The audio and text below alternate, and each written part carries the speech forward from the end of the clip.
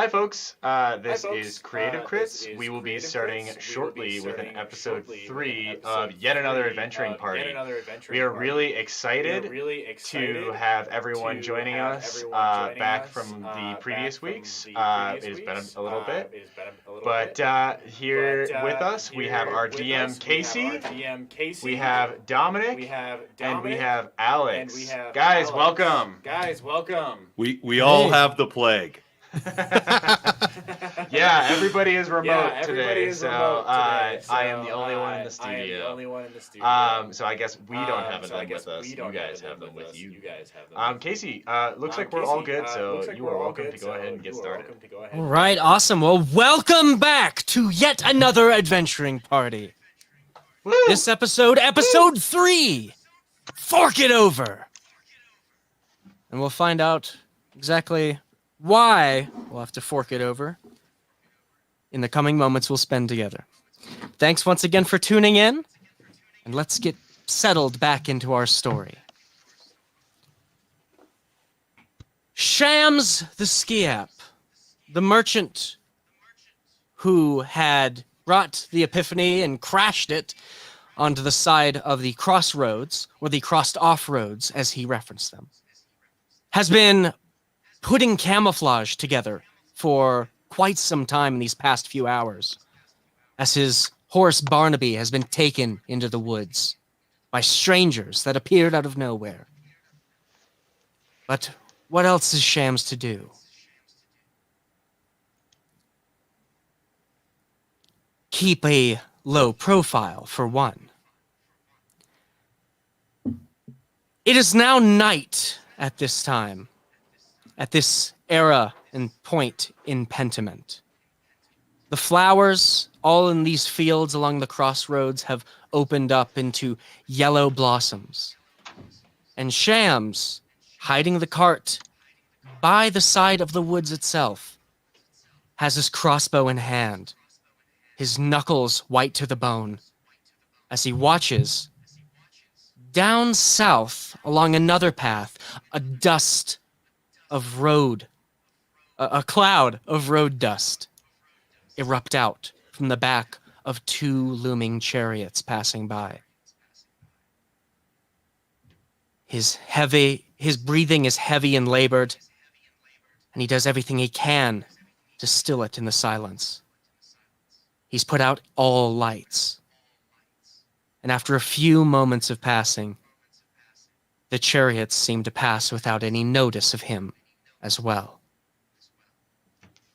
When suddenly, there's cracking and breaking through the woods behind. He turns and twists with his crossbow aimed, looking between the tree line, only to find a Warforged and his two companions pulling back quite a gray and dull-looking horse. That's now officially our party name. A Warforged and his two companions. He immediately drops the crossbow to his side and lets out a big sigh of relief. Oi! I never thought you'd get back. Well, what's happened? What's happened to that horse? Lots of puns. Lots of puns. Yes. And idioms too. I think, Yes. Yeah. Well, you look like you're covered in the forest itself. Did it work? You found your way back. I hope that wasn't all. We lost him for sure. Oh, yeah.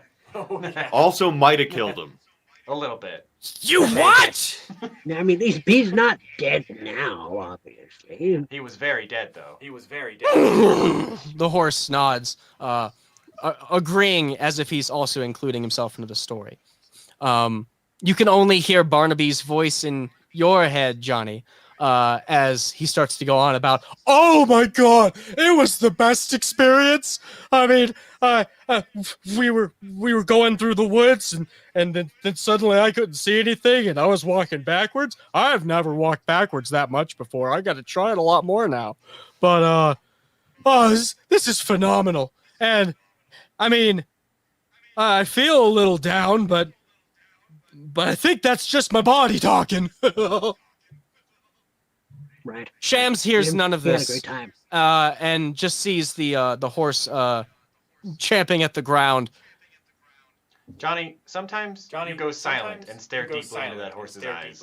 Please don't do anything with that horse. No. I don't think that you would. I think you're thinking that I might be a little bit untoward with animals, and that is not something that I do. Oh, good.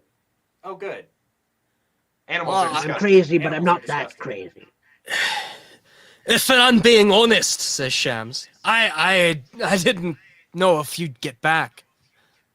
Especially with the quest that you took yourselves upon. And the fact that I barely know any of you. And gave you my horse. I mean, I'm shocked a little bit I'm shocked at you, Shams, that you would think that we wouldn't make it back.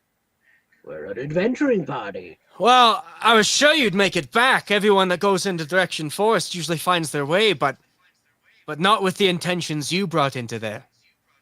And this is basically our first adventure, so beginner's luck. You're first. Well, you're dressed like experts. Oh. To be fair, I've never seen anyone quite like you or the way you've dressed, so I just have my assumptions to go off of. Which, speaking of assumptions, I assume that we should get on the road quickly. It's already been a few hours, and the food... Hopefully, if we are able to bring it into the village in time before anyone's dropped. I've got the wheels back on the wagon, as long as you can make sure that Barnaby keeps the thing running. You do think he's in fine health, do you? No. Oh, no. Yeah, I mean, none of us are, really. Not, but should make the carriage go. Yeah. All right, we'll pull him around back. Let's see what we can do. Barnaby begins walking, looks and goes, "Oh, that's my box. I know where I'm at now, definitely. Well,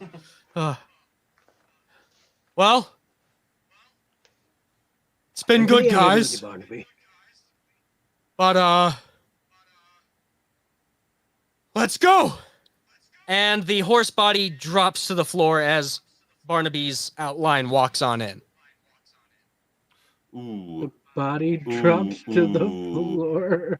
Oh, jeez. Okay. What the? What? What'd you do to him? Yells Shams. He's been doing this. It's not great, but it's not been terrible. Let's feel it out, man. Let's play jazz with it. It's a process. You gotta work with him to get him back in there, and then Also, we're gonna need to throw his body into the carriage because he's gonna want that later. Yeah.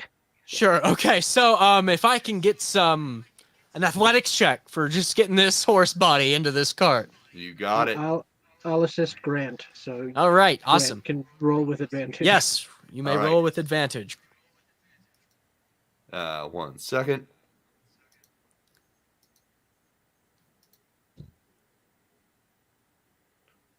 I'm gonna turn to our one-legged. We got a nat 20. Oh, nice. Oh.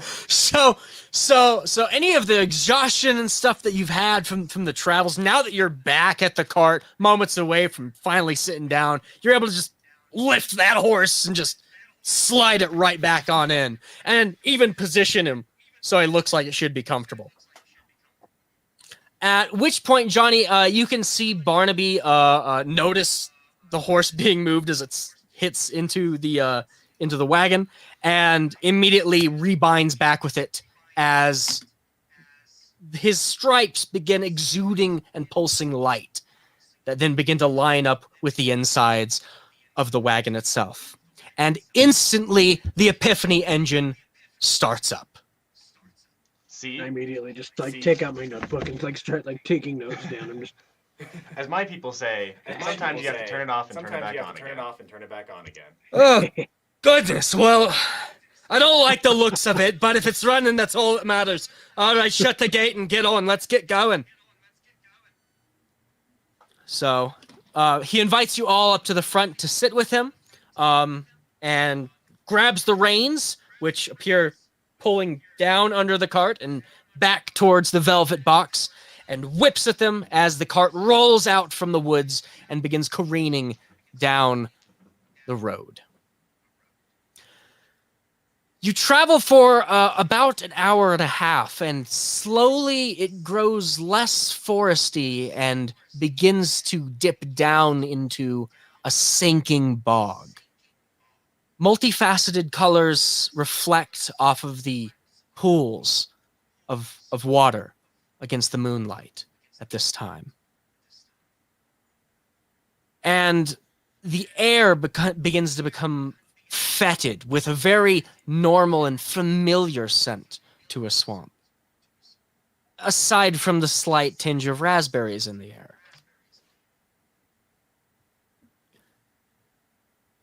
So, I haven't got to know many of you. Now if we're going to be traveling together, at least for some, let's get some introductions in the way. Grant, I'd like to say thank you so much for your help. I really didn't think, once Barnaby started getting in his fit, that I'd get anywhere, but two, bringing him back in the state you did. The state all of you did. How exactly did that happen? No, we killed him. He died. We brought him back to life by beating him. A novel solution. And then we shoved his soul through Gem into the body, and that brought him back to unlife, I guess. Huh. What's a soul? You mean like this? And he lifts his giant leg, brings it up into the air. Oh, no. That, like the soul of a shoe. No, or a foot. The outline, I guess you could say. Oh, the outline. Oh, haven't heard of that since Tales when I was a child. Who told you that? I mean, we just saw it with the horse he dropped, and his outline came up and walked in there, and we threw the body in, and it was fine. You saw an outline? Oh, you didn't? No one I know, and no one living has seen an outline that I know of. Did you guys see it? Oh, totally. Johnny, what is a soul? Soul. I mean, I was doing good, and now I'm confused. See, I'm right there with you, Mr. Grant. I still don't quite get it, but the outline. Oh, there were a myriad of tales about the outline. If only I paid any darn attention to him. Okay, no, I gotcha. No, I love this world. By the way, it's things. It's all clicking. Okay. Have any of you ever this dealt world. What do you mean by this world? It's a weird phrasing. You're a painting. Of a man. Picturesque. It's all right. Listen, fellas, I'm a little unaccustomed to compliments, but I appreciate it nonetheless. You must have come from somewhere quite far away, somewhere different. You could say that. Is that all I can say then? Fair enough. I don't want to dig any farther than I need. You're going to be well appreciated. I promise you that. Oh God, yes, that's what we're looking for. Finally. Very different world indeed. Finally. As you continue rolling through this bog, eventually you see a sign pull up that says "Village of Gold Sink, 30 chains away." And as it begins to pull down into into this basin in the middle of this bog. You can then see wooden walls, just like log fence post sort of walls, cascading around in a trapezoidal sort of shape, the frame of a village, or at least what looks like a village until you start to get closer. The buildings and houses that you notice aren't white stone speckled with gravel, but are actually broken pieces of porcelain that seem to have been overlaid atop each other into small huts. Most of them composed of separate pieces of porcelain, and only a few seem to be completely finished spots. Shams brings the wagon into town and immediately sets down onto the floor. You can see no one moving about the village. It is quiet and still, with no sign of activity.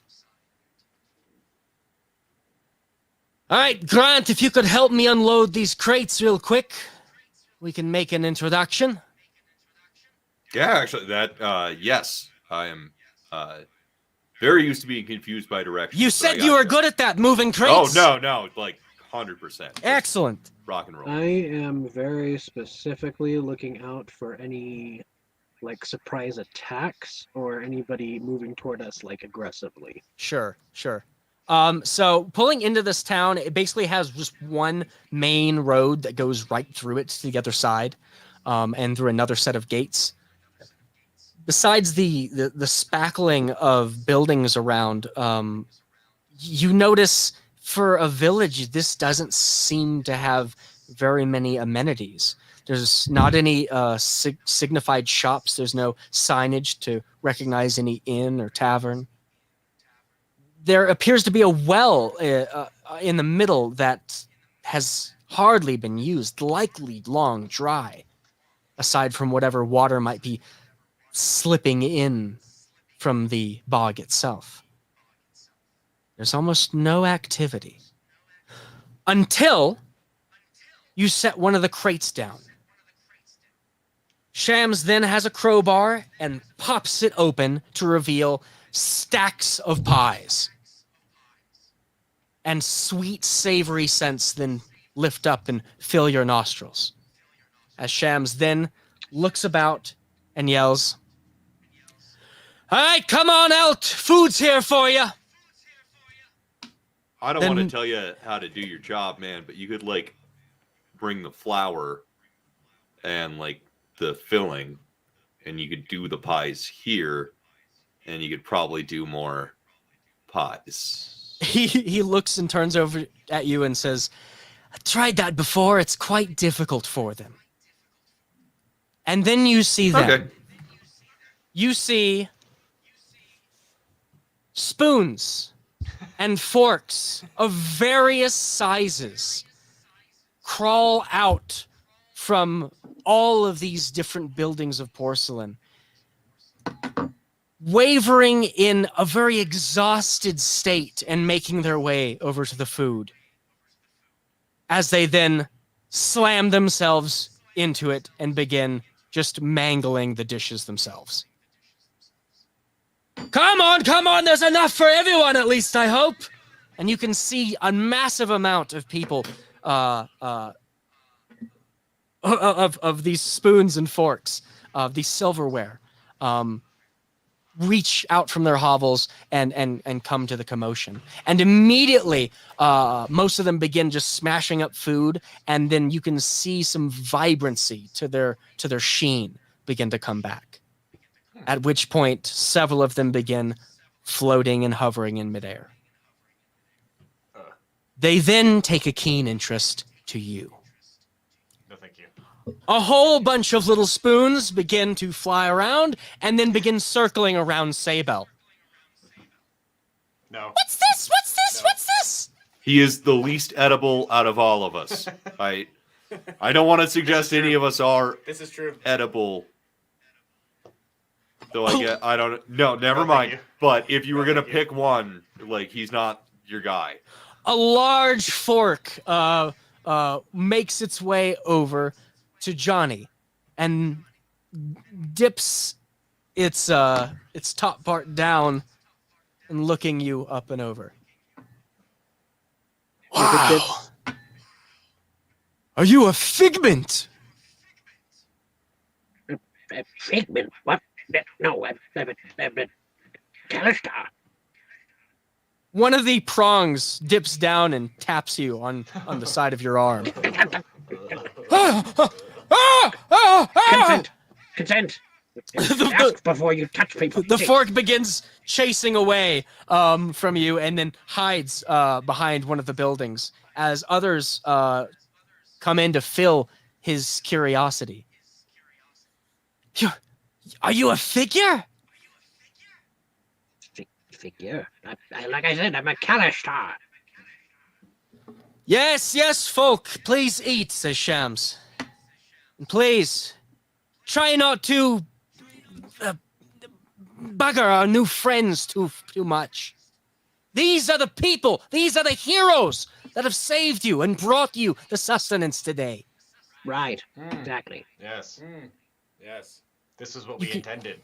They all begin roaring out in a sort of cheer that you can hear their voices just humming with a metallic tinge off of each of the silverware.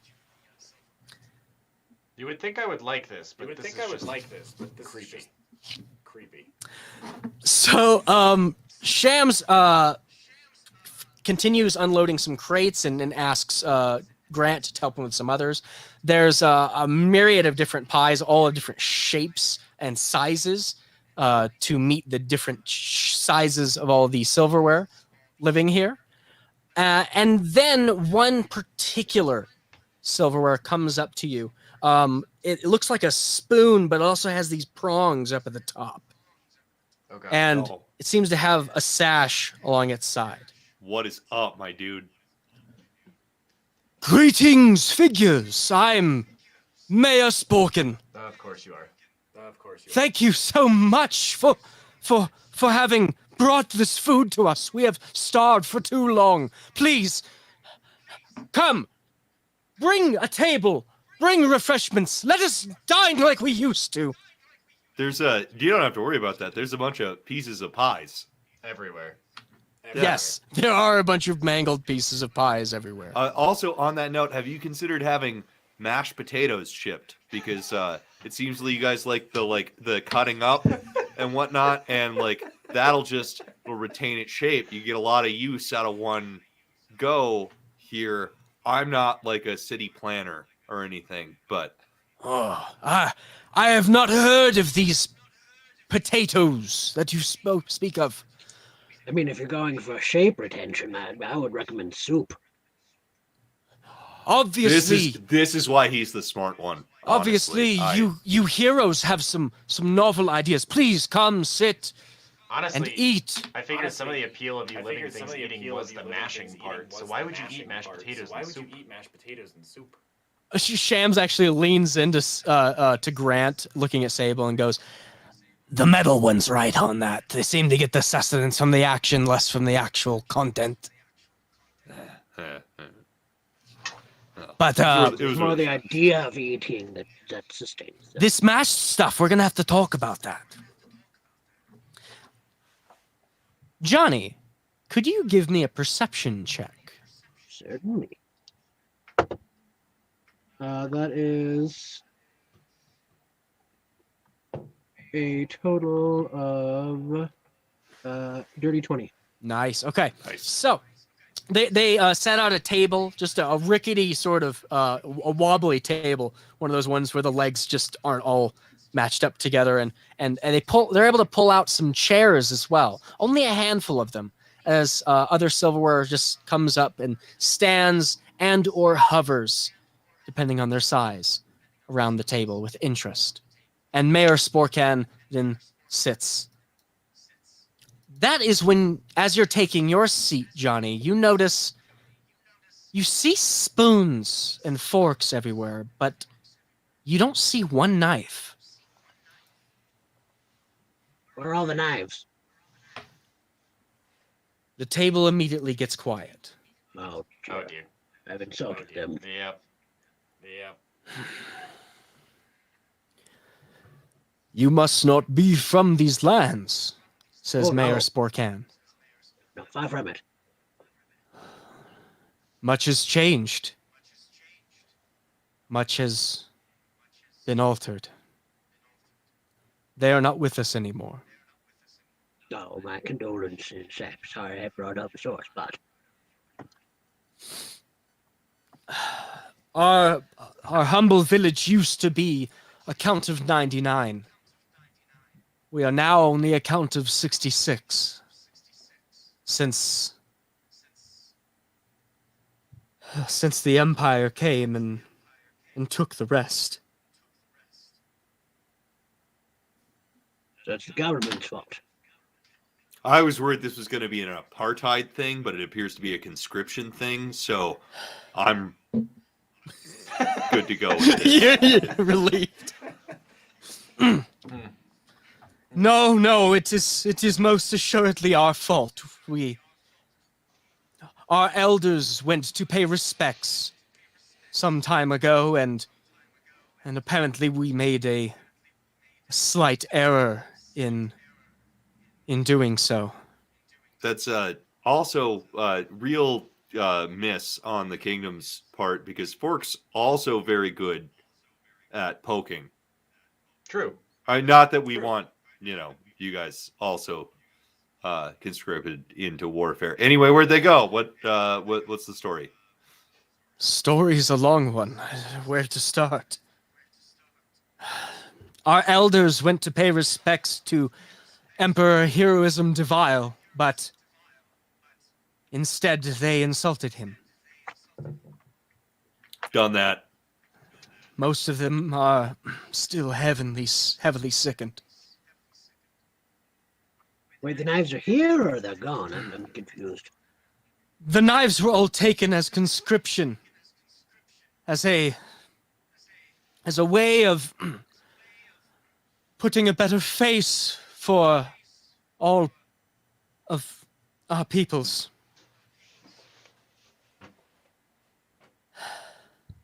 But you're right, I don't know if they'll come for more or what more they'll expect. Our elder did his best to negotiate with them, but he is not strong anymore since his travel back from court. He has become sick with a horrible affliction. What kind of affliction? He is tarnished. Oh, I've gotten that one before. Then you know the gravity of which I speak. He's drawn into speaking the most uncharacteristic of things. His mind has been wavering to times where not even he or the ones before him could remember. I mean, if he's tarnished, I could probably just use some polish and get rid of that. White vinegar. You say that you have a way you think you could cure our elder? I suppose so. Maybe. Could try. The mayor calls a few other spoons and forks over and bends down to have a ringing whisper down at them as they shuffle off to the back of the village. Moments later, in this large robe, this dark robe with this heavy hood, can be seen hobbling out with some help.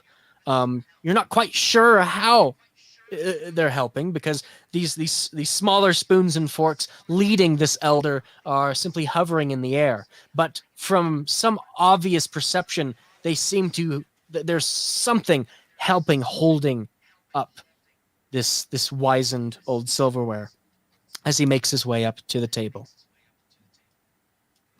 From in under the hood, there's just the concave face of a spoon, spackled with rust and tarnish of multiple different colors. He comes up and has brought a chair as he bends and sits, and a wheezing seems to emanate from him. Gather round, everyone, gather round! This hero says that he would be able to cure our elder. Come, let us give him our strength. And they all begin doing this sort of this metallic ringing through the air in anticipation. like silverware on glasses. Yes. Kind of like ding, ding, Yes, ding. yes. Attention. Okay.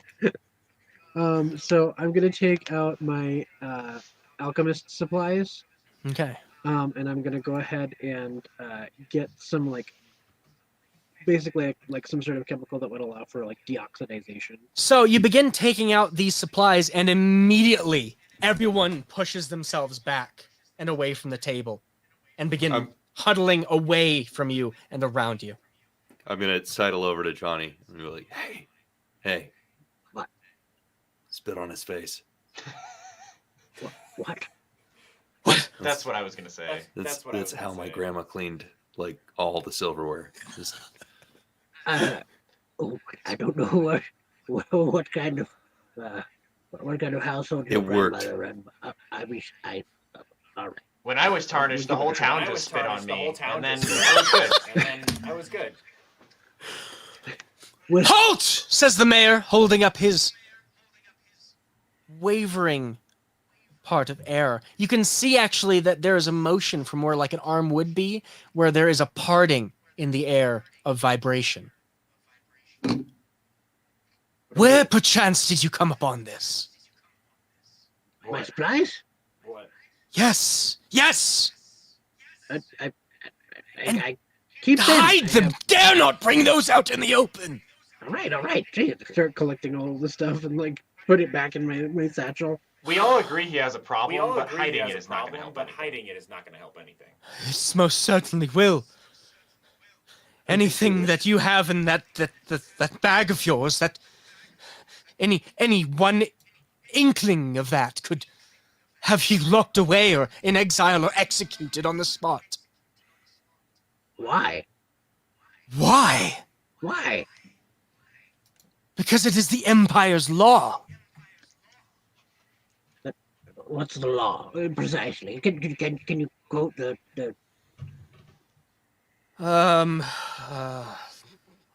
I can try. You see, it's illegal to read the law, so none of us are quite up to speed on it. But you're not allowed to carry any such things like that with you. Not since the old days.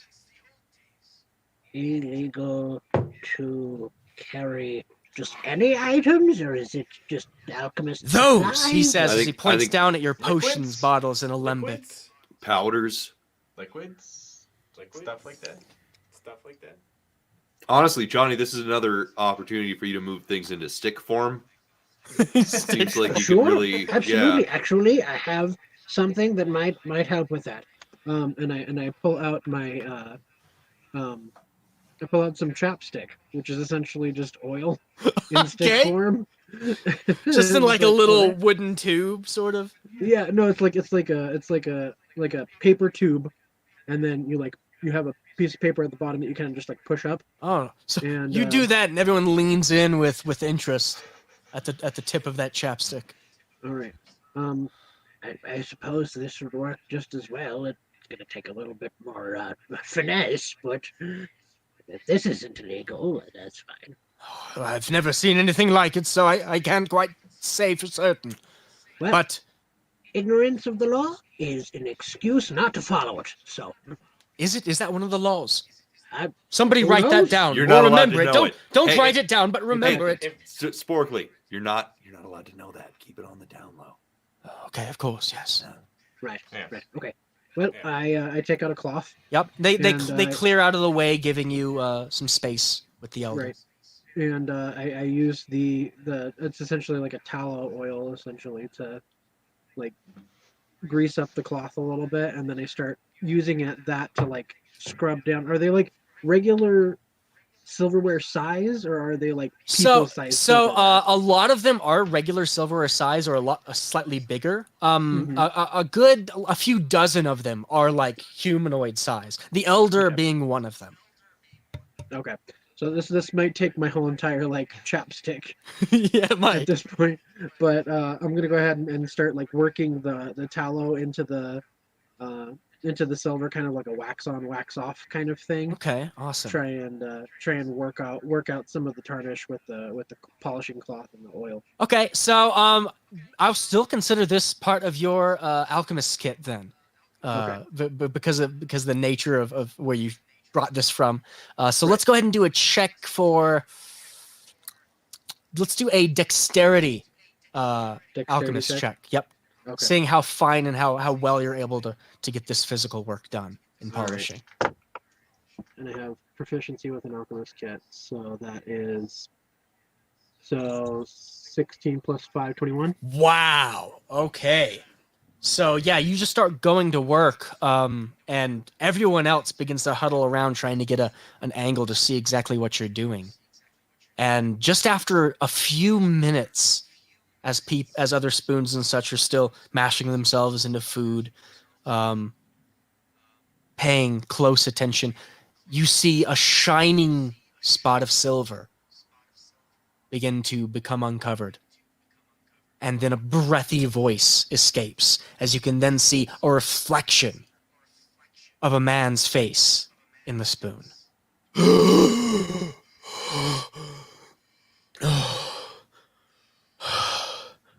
What has happened to me? What? You? Yes. Me.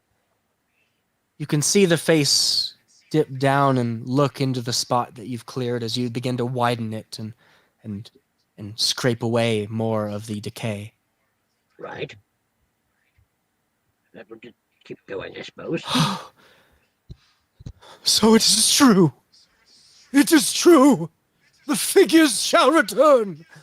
Ah, as prophesied, we shall be saved. He begins to cry out. With figures. And all the other spoons and forks begin to cheer out, some perspirating with tears of joy on their metal as they gather around their elder and then around you, thanking you in a roaring appreciation. You're quite welcome. Just stop fucking me. The Mayor Sporkin takes his seat and seems completely taken aback by this miracle that you've accomplished. I mean, it's basic chemistry, but okay. After some more time polishing him, you can see that there's a lot of wear on this spoon, and even when you're able to wipe it away, there suddenly still appear watermarks away from the clean spot.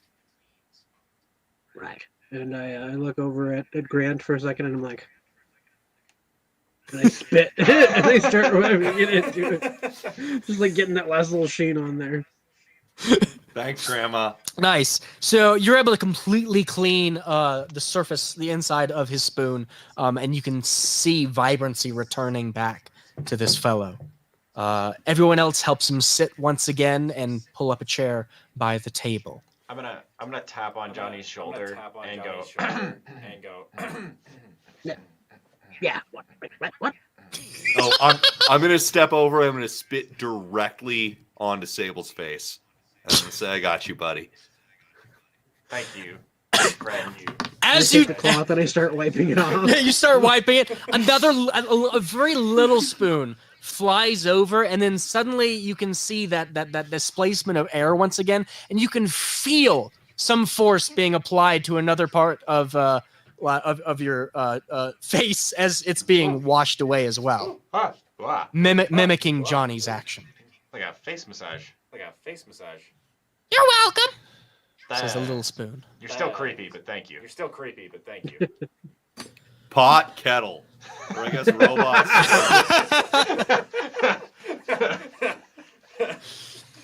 Spoon Warforged.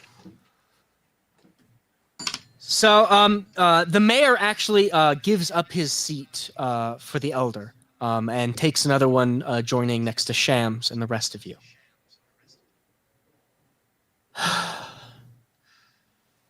This is all too much. This is all too much. How can such goodness happen so swiftly? You heroes, where are you from? What are your names?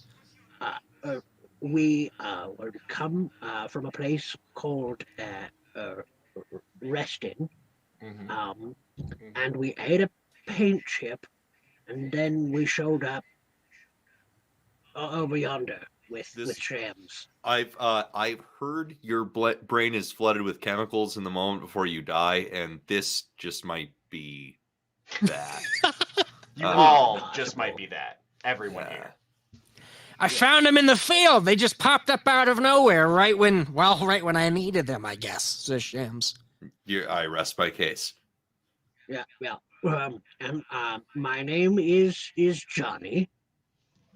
And Johnny, they all say. Yep. And you, if you guys want to, make your own introductions there. And that's Johnny. Yeah. Right. I'm down here. All right. Well, that's Grant, and that's Sable. Oh, you told me my name. Are these guys not cool enough for you, Sable? Are you just you're with your own people and they're not hip enough? Listen. It's like going to grandma's house and all your cousins are hanging out. And it's not even just that. They're cutlery. So like, it is part of an activity I don't even engage in. It's like different hobbies. When you go over to grandmother's house and all your cousins are there and they're watching football and you don't like football. Fair. They seem particularly interested in you, Sable. And you quickly get just a ton of different questions and responses from all these little silverware, that it becomes just a flood of too much information and too many questions being asked of you. Wow, what are you made of? Wow, how did you get here? Wow, can you bend like that? How can you bend like that? Can you treat us to do that? Johnny, we should let him be. He's enjoying this. Oh, right. My eye just starts twitching. Friends. He's finally got friends. Sure, yeah. How that works. The mayor leans over and speaks for a quick moment to the elder. Are you feeling all right, old water spots? Are you back to us? Yes, says old water spots, the spoon. Yes, I can feel some clarity now. I can feel the air on my sheen, on my metal. And I can feel the winds changing, now that these three figures have finally revealed themselves. What is it you shall do next, figures? What is it that we should do in the next part of this grand plan? He says as he looks at you all. I'm going to pick up one of the forks that's talking to me and start using it to get the detritus out of the tracks that are in my body. We were under the impression that if we were able to make it here with the food, that there would be... Who stole all the knife guys? We'll go get your knife guys back. We'll get the knife guys back. We're here to do good things. That would be a foolish quest. It would be suicide. Cool. No one's going to go up against the empire of concoctia. Not these days. Not now. And those that do are already doomed. Let me guess, you have to be very, very foolish or stupid or crazy? Yes, you'd have to be one or multiples of those things. Well, brother. That's our specialty. Your specialty is in being stupid? No, Yes, crazy. says old water spots. Yes, it was proclaimed. They would know nothing of what they were doing, and yet by doing they would know all. We're really lucky. My self-esteem is just skyrocketing today. Fair old water spots, please eat something. Get strength. Don't overload your mind with all of these thoughts. Yes, it would be stupid. It would be a death sentence. Less on the death sentence. Good on stupid. We tried. We certainly have tried. And those of us that have, we don't know their fate. To be fair, you are tools with one simple useless function, so I'm pretty sure we can do better than you. We have no function. Whoa. We are not needed in the Empire anymore. Oh my god, they've invented finger foods. Is that what that's happened? I mean, as you look over, Shams is just digging into a pie with his hands full on, just shoveling. I'm telling you guys, I am the Kwisatz Haderach of this place. I am.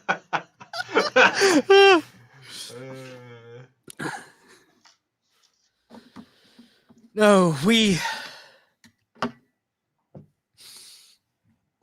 made a slight against the Empire, and thus we have been exiled, and we thought that we would return back to the same uses that we've always been reliable for. But unfortunately, our elders and our people put great effort to make that not a possibility some time ago. We thought it was more important to be recognized as individuals rather than as utilities. And now, because of that, we have no utility besides that to each other. Well, I mean, being an internalized community isn't all bad. I lived in a commune for a few years before I settled down. It was quite nice, actually. A commune, says Shams. Oh dear. What do you mean? Well, a bunch of us lived together, and we worked for each other, and we gave each other what we needed, and everybody had enough. That's how it worked. Oh, I just called that home. Back when it still resembled home. Right, exactly. Well, then yes, exactly. That is the sort of lifestyle that they've been trying to lead here, but because of the Empire, they're left here on the outskirts of this bog, needing foolhardy idiots like me to bring food illegally just to keep them alive. Oh, these were purloined goods. Shams, I don't think you're foolhardy. Foolhardy idiots aside, why can't you guys grow your own food? We've never grown anything. We've never had any experience, any practice with our people. It was never a necessity. Listen, I know very little about food, like at all, but I do know that the shape of a fork and the shape of a spoon are both useful in farming. Really? Well, nobody told us that. Yeah, I think you Right. just, and I'm gonna take the fork that I have and go like, I think you just do this. Eh. Woo! Do it again! Says the fork. Oh my God. Yeah, you Wow. throw some seeds in there, and then and then the spoon is It's good for digging holes. yeah, right. I was gonna This say must moral be support. then what you were brought to us for. To teach us these things. Oh, dear, To I'm bring sorry that to I was bring tortured. us silverware back That into was- the light. That was the extent of our knowledge. We're out after this. Yes, please, old water spots. Please. These people have already done more than we could ever ask for them. Frankly, I'm taken aback by your generosity, by your ingenuity. I don't know how we could ever repay you. With we- money. With money. With things like gold coins, gold bullion. Is there a pawn shop nearby by chance? Coins? You can't sell all of the villagers to neighboring villagers, Sable. I see what you're talking about. They can just walk out when we're done. There I was might gonna have say, there right? might have been a pawn Sneak shop. out at It night. might have been one of the now collapsed and broken porcelain buildings that isn't standing any longer. True. But you begin mentioning coins, and they're like, "You mean like metal discs? Right. Tiny metal discs. About this big. For what?" Well, where we come from, we can turn those into Pretty much anything, to be pretty honest. much, yeah. You would be appalled to know what you can get with them. It's honestly deeply depraved. Horrible. Well, yes. Oh, just one moment. Everyone, please. Run along home and see what you can find that can match this description. Coins. Gosh, we have to have some of those still. And you can see all the silverware dispersed into the village. And after about 10 or so minutes, most of them then come out and bring this box over to the mayor, who opens it up and gives a very concerned look of its contents before shutting it. I suppose this is the best we can do and offer you. I'm sorry. Uh-oh.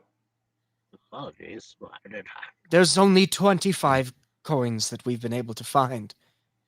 Most of them haven't had any use in who knows how long. But if they'll have some use to you, then please have them. And he pushes the box over to you. Thank you. Bro, don't worry. Can we eat any of this destroyed pie on the ground? Oh, please do. It's just going to continue to rot. Consider the debt settled. We're great. I'm all right with that. Yeah. So who takes the box when it's I'll passed? take the box. Johnny takes the box. I start eating ground pie. You start eating ground. Awesome. Okay. All right. Okay. What are we getting here?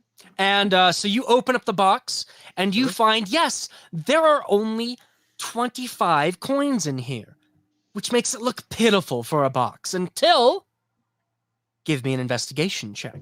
Ooh. That is investigation. Dirty 21, 17 plus 4. Nice. Dang. The shine on these coins is unmistakable. All 25 of these coins are platinum. Yeah. Yeah. Oh, this is fine. This is absolutely stupendous. I appreciate your generosity. Wonderful, wonderful. Well, please, take as much time as you need to rest here. We don't have very good accommodations, but I'm sure you could teach us how to build something suitable for you. I mean, Like, how big was the carriage? The carriage, I mean, there's enough space to kind of like lie down backwards if you need it. Now that all the carts are gone, all the crates on the cart, you could you lay down some bedrolls and have it be pretty effective. We'll pile in, it'll be fine. But as your mind turns to the cart and the rest that you're so well earned, Johnny, you have something perk up along the wind. You can hear the roll of cartwheels coming the other way. Oh shit! You guys are getting even more pies. Are we expecting more company, more wheeled vehicles anytime soon? Wheeled vehicle? Ah, damn! Says Shams. Everybody, get inside. No, we're not expecting anything, but I was concerned about this. Here, get to the cart. We need to get going as fast as possible. All right. But as things erupt into chaos, as things erupt into chaos, and some silverware begins spilling out back into their homes, others begin to start trying to hurriedly put away this the dining table and everything else on it. It's too late. As these chariots roll in to the village of Goldsink.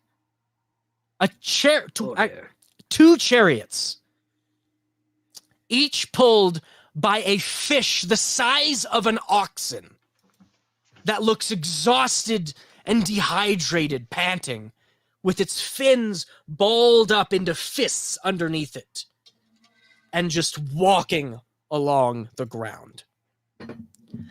Atop this chariot, one chariot has one of the strangest sights that you've seen thus far, which is odd to say with all the silverware that you've been talking and communicating with.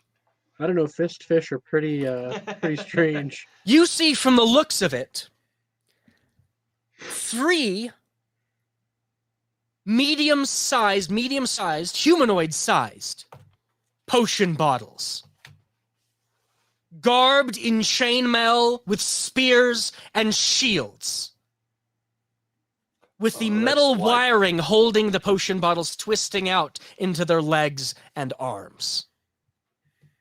And atop the chariot, a smaller potion bottle, filled with purple, the other 3 red. And this purple one is garbed with this grand sort of military cape along his back. On that cart is an arbalist.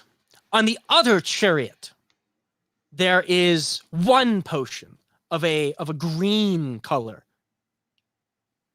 that is pulling a very large set of wooden drawers. They immediately pull into the city as the three potions in chainmail all step down, planting their feet into the ground, and begin yelling for everyone to get out from their houses and line up on the street. When one of them, then looking down the way, notices the 3 of you as Shams is trying to reload the Epiphany wagon back into position.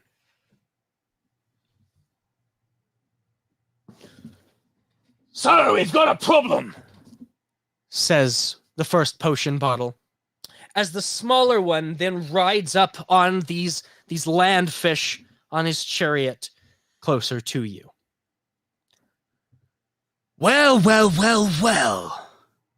What do we have here? Bottle. It seems like you've got some figures.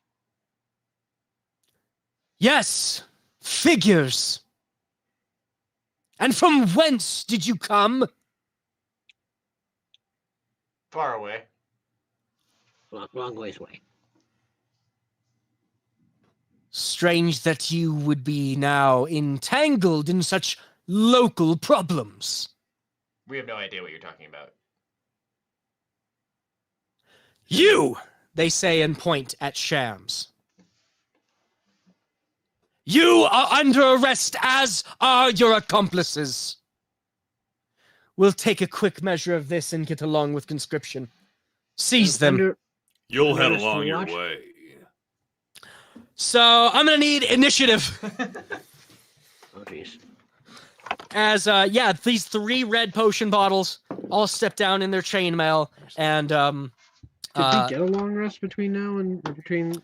you should be back to your full HP after Okay. resting and eating and everything else. But just we making sure. haven't gotten an official long rest yet. Okay. So spell slots? Spell slots have not returned. Okay, so it was hit points return, just not spell slots? Yeah, hit points would be Okay. perfectly fine. All right, so I'm tapped out on everything else. With the travel it took from getting to the cart and the village shams and any sort of field medicine and stuff that you would have some experience with, you'd be able to at least get all your so moves in patched together. keeping with the legacy of my character, rolled a 2 -1 for initiative, so that's Nice. gonna be a 1. All right. I got a 17. 17. Okay. I got an 18. I have a 17. So Sable, you are up first. Oh boy. Johnny, what's your dexterity modifier? +2. Yep, so you're going to win. You're going to go second, then the potions, or as they will be called now, concoctions, Concoctions. and then Grant. I can win with that. So yeah, you can see them. The 3 are already off their chariots. The green one on his own chariot is also getting down to join in your arrest. And the purple one is going to stay and remain up top. What on are his our chariot. distances like? So at the moment, they're coming down the road. They're probably only about 30 feet away from you. Okay.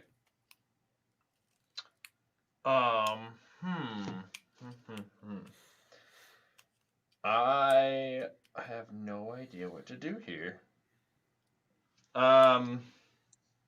So they're not on their chariots anymore, or are they on their chariots? There's one on his chariot. The others are all getting off. Okay. So there's 4 altogether that are engaging. Yeah, I think I just want to see what these guys do, so I'm gonna hold my action here. Okay, cool. Yeah. Sure. So you're holding your action. What's the trigger condition? What are you preparing to do? I am preparing to potentially viciously mock one of these guys because I am very upset that all the new friends in this area are just objects, just boring old objects. Sure. So would that be like the first time they show aggression? Yeah. Okay, cool. Johnny Dynamite. All right. So he said arrested. I'm gonna shout to him. Arrested for what? You are arrested for stealing the Epiphany engine of Baron Beth von Vessel. Oh, we definitely did. And for aiding in the accomplice of the criminal Shams. We may have done. It seems like we've already picked sides here. So, and I fire my crossbow at the guy with the. So with the you gun. shoot back, and Grant looks back at Shams, and Shams has a really dirty look on his face that just You're goes, the man! yeah. All right, so go ahead and fire your crossbow. All right, it's gonna be. Are we shooting at one of the 3 red, or I'm shooting at the big guy, because if I can take out the leader, I'm gonna. He's actually a littler guy, up on his Littler chariot, guy? so he's got some cover. Okay. Got a little bit of cover. Yep. Does that mean disadvantage or? Nope, it's just cover, so he has more armor class. Okay. Well, that is a 22 to hit. Oh, that's enough to hit, though. Yep, natural 19 plus 4. So. Wow, or okay, 23, I cool. guess. So that'll be 1d8 plus 2. I'll go ahead and grab d8 here. That's going to be 9 damage for the crossbow. 9 damage. Okay. Yep, and let me go ahead and. Yeah, as the crossbow bolt hits you hear the voice of the individual that was speaking to us. It's the voice arrow that I had concocted. Oh yeah, it's the okay. voice of the individual who is speaking, because I know what his voice sounds like now. And it's just going to be him shouting, no, don't arrest them, stand down. So this is the voice of the leader? Yeah, of the purple guy, because wow. I just asked him what we're under you arrest hit for. him, and then that emanates out from him. Yep. Oh, okay, got that. Cool. So that arrow fires and it sinks. It connects, going right through whatever clothing he's wearing over this large this bottle that he is. And you can see the arrow sink in as some of its liquid immediately spills out as there's purple droplets that begin leaking away. And he focuses on that, breaks the arrow, and you can actually see that where there's some cracks, it's now started this spider web pattern right upon that impact. But while he's busy with that, the voice emanates out from him, and the other Concoctians turn in confusion. All right. So then it would be their turn. Great. Let me see here.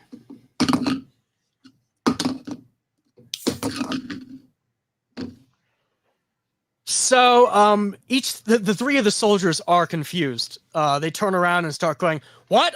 Why? We arrest them or not?" And the leader looks down at them and goes, "What do you mean? Arrest them like I said?" "But you just said the opposite." One who is not fooled is the one in green, who begins to advance up to you, but he was a little bit farther away than the others. So he actually is only able to move. He's 10 feet away from where you guys stand at this point.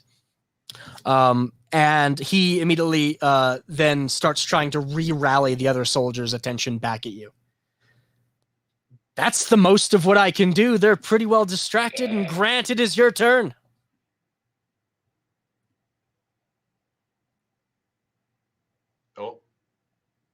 Oh, we might have lost your audio, Alex. There we go. Can I get to the guy Johnny hit? He's too far away. Okay. He would be on the chariot. I would assume he's about 50 feet away. Okay. Who do I have in range? So that would be. Wait, do I have the one who advanced on Johnny? Yeah. That would be any of the other four, the three or the green. But I'll take the one who was least fooled. Sure, that's the green. That like tried to get. Yeah, I'll take the green. Let's just charge. Let's do it. Cool. All right. Actually, let's try to make this work. Roll and it's gonna be a 4. A 4 is gonna miss.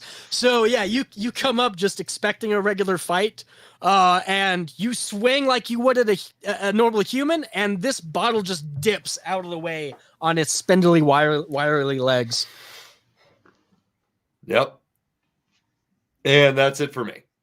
It then brings itself back, and you can now see when this one speaks. When most of them speak, actually, the cork in each of them seems to flex and twinge to allow escapes of air with their voice coming out the top.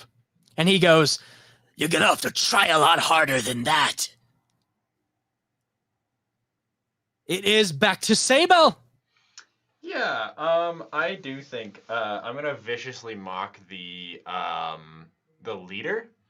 Okay, cool. And in his head, I'm gonna just say to him, or not in his head, just to him, I suppose. I'm gonna say to him, "You can't even keep your soldiers in line. What kind of a leader are you?" Ooh, okay. What's the DC I gotta beat? DC is 14. I got a 6. Oh well, that'll do 2 damage to you, and you have disadvantage on your next attack roll.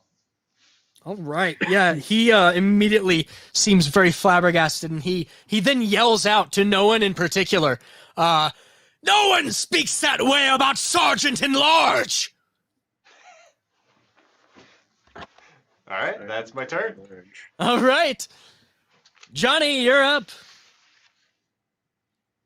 All right. I'm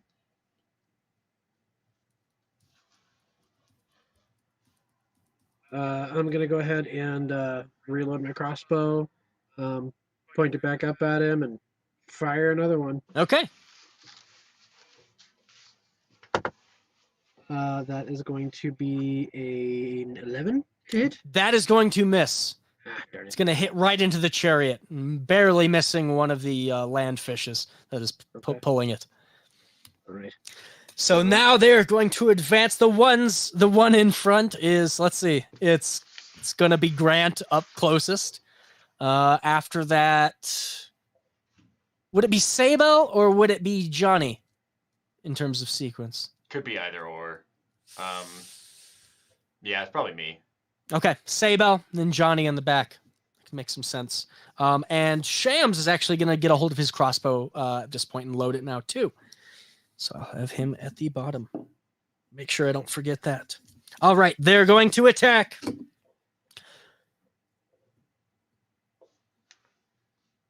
Grant, one of them brings up his spear at you. That is an 8 to hit you. Not gonna do it. It's a miss. But a 22 will. That'll do it. Okay. So he jabs you with this spear. That is going to be 4 piercing damage. That grabs you.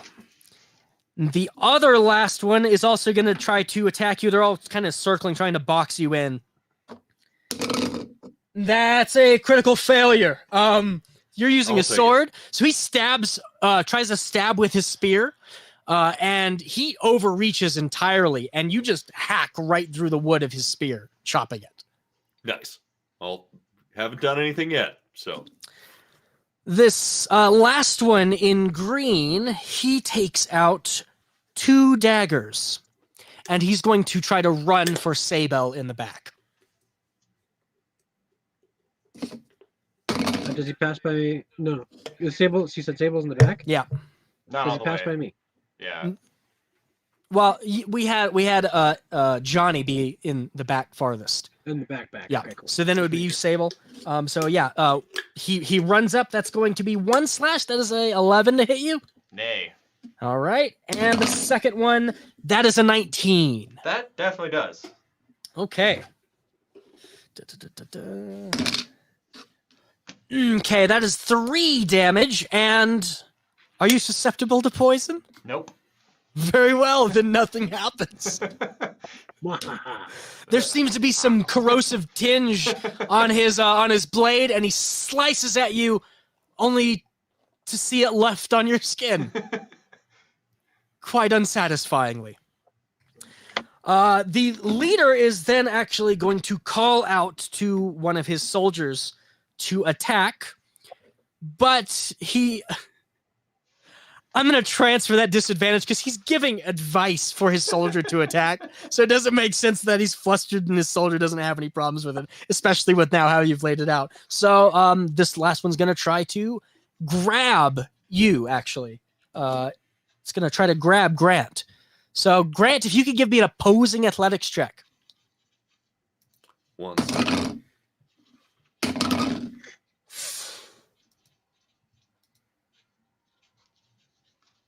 Have you rolled?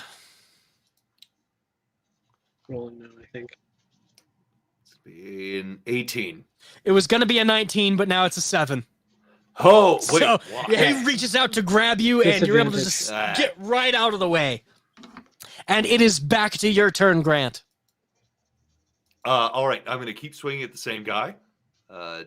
Let's clear re-roll here.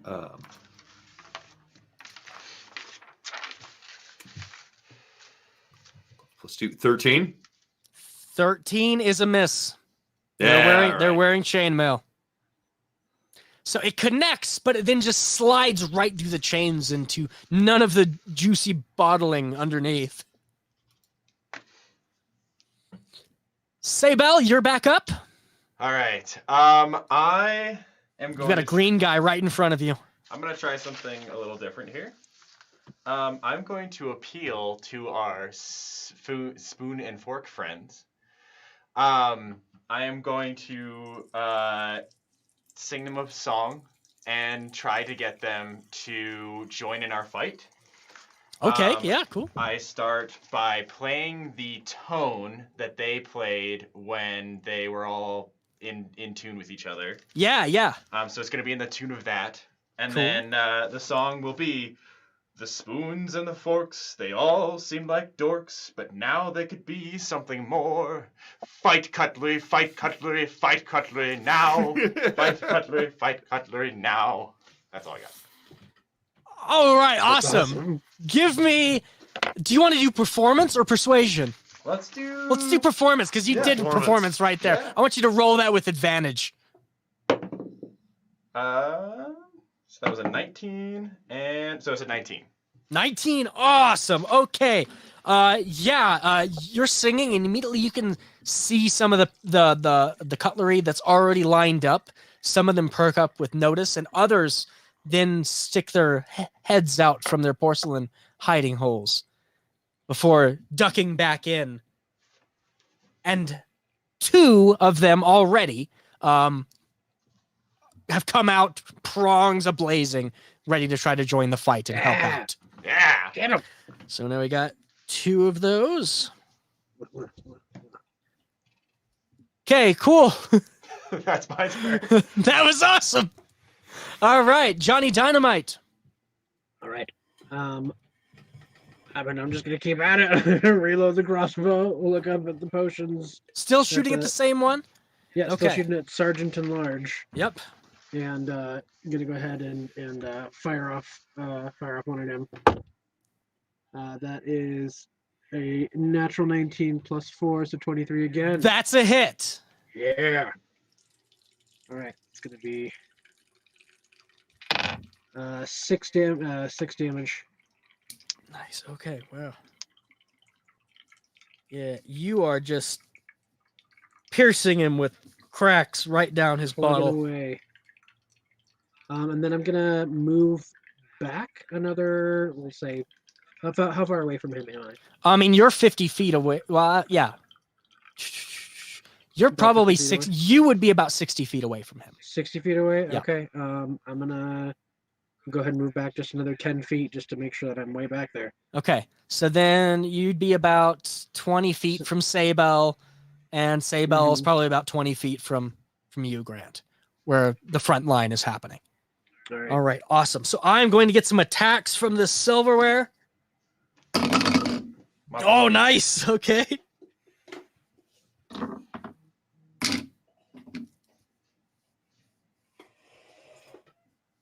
So one of the forks comes up and just stabs its prongs right into a concoction as there are 4 spouts of red liquid that just spill out from his bottle. And he goes, ah! I'm gonna shout as the concoction, screaming, "Fork you!" The other one, the spoon is going to miss, just whiffing right through the air. And as he does, he had enough energy where he mostly just keeps spinning in the air until he's able to correct himself a bit. Shams also had his crossbow ready, and he's going to launch it at one of the soldiers. That is a hit. Not much damage, though.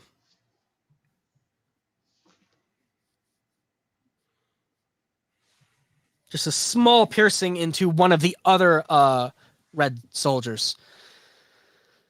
So then it would be their go.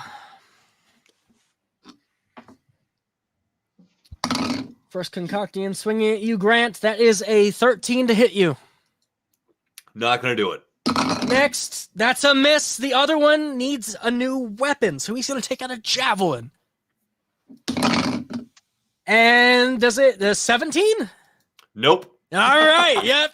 Well protected as you just fight those off. Meanwhile, the green one with both of its daggers still has Sable there, and he's actually going to turn and he's going to go for Grant. You have an attack of opportunity, Sable, if you desire to take it. Yeah. Please desire. Yeah, sure. Yeah. I'm going to, as he's like turning away, while still playing the tone, but like the tune of the song, but not singing anymore. I'm gonna just pull out my rapier, and as I do, like smack him with it. That's all I got. Okay, cool. That's a unnatural 20 to hit. Nice, that's the hits. With 3 damage.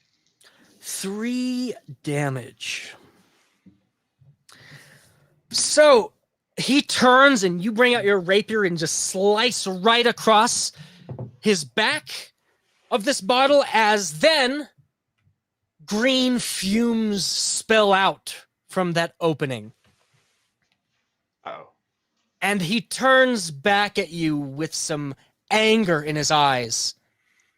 And as a reaction, his cork unpops and fills the air with gas. Oh, no. I would like all 3 of you to give me a Constitution save at disadvantage. Ooh. Oh dear. Oh dear. This is against DC 14. Yeah, I don't make that. That is a 16 plus 3, 19. 19, okay. Okay. Wait, is it poison? 18. Though? Because It's not poison for the effect I'm concerned about. Okay. 18? Yep. Okay, so this fills the air as both of you are able to hold yourselves. You can feel you're just wanting to retch, but you're able to maintain composure. Meanwhile, Sable does retch as colorful paint spills out from Sable's mouth. oh no, That's so cool. That's never happened before. And Sable then that's a bad spills thing, into though. his mouth and disappears. It's Yeah. less cool. puking is not good in this area. So then, after that potion, let's see, he did his reaction. He can come back. He's going to try to swing at Grant. That's a big whiff. That's a big miss. So the last one.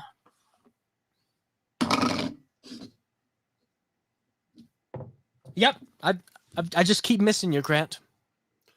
I keep missing too, so we're just we're doing like this. We're like cats. The momentum of the cats battle is back on your side, and you feel an emptiness behind you where Sable used to be. And you can still feel that sickeningness build up inside of you. Okay. Well, I swear the guy I've been swinging on isn't down yet, right? Nope, none of them are down yet. Let's just do that again. Cool.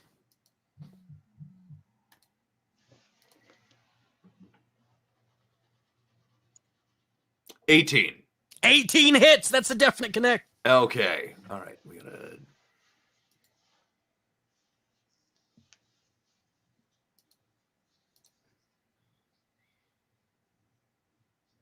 Five. 9 9 damage. So the one you're fighting, you slam your short sword right in, and you can feel it cracking, and then you just give it a little bit of leverage as that entire potion breaks. The red liquid spills onto you, and you are healed for 3 damage. I had a feeling. The other soldiers look over in absolute horror and then look back up at the figure that had just slain one of their soldier companions. I'm gonna drink you. Sergeant, add murder to the list of crimes as well! Sable, Hello. you are standing in a dark void. A painting the size of 13 feet by 17 feet hanging in front of you. A pillar of light illuminating it. I am going to do the same. Wait, so last time when we went into this painting, did he give us paint chips to eat, or was it like peeled off? He gave you paint chips to eat. I'm gonna try. And then early Greg's head then peeks right around the painting. Oh, I thought you guys would be back sometime soon. How'd it go? You guys is a strong term. Wait, yeah, where? Oh, don't tell me you've lost them. Well, so I was in there, and we got into a fight with some potion bottles, which is really dumb, by the way. Oh yeah, no, I get that. Yeah, I've stumbled into them. And then one of them did a thing to me, and then I had what can only be described as the most horrible thing I have ever felt happen to me. I never want it to happen again. Really? I expelled liquid from my mouth. Oh. Terrible.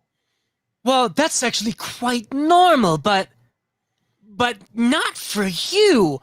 Oh, this is amazing. Wow, this is exactly what I was hoping for. I got to get you upstairs. We got to run some tests. No, I got to go back. I like those guys sometimes. No, you don't understand. There's no going back. Not immediately, however. What? It'll tear you apart. Oh no, I'll be fine. You have to let yourself digest, especially if something that like you that digests nothing suddenly undigested quite a lot. That's quite concerning. A fight, you say? Yes. Well, I'm gonna back up towards the painting and try and pick a piece off. Okay. Which color are you trying to take? Green. Green. Okay.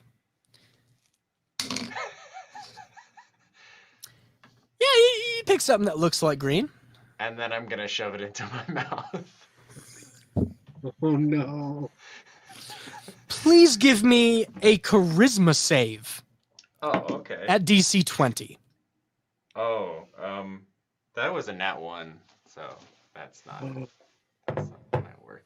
I hope your color drains from your body, and your body collapses on the ground. Okay. Did he just... Early Greg goes over and looks at where there's now a smear in the painting. Oh no, you don't... not the frame. That's the worst place to take it from. Oh, what am I gonna do? Johnny, it is your turn.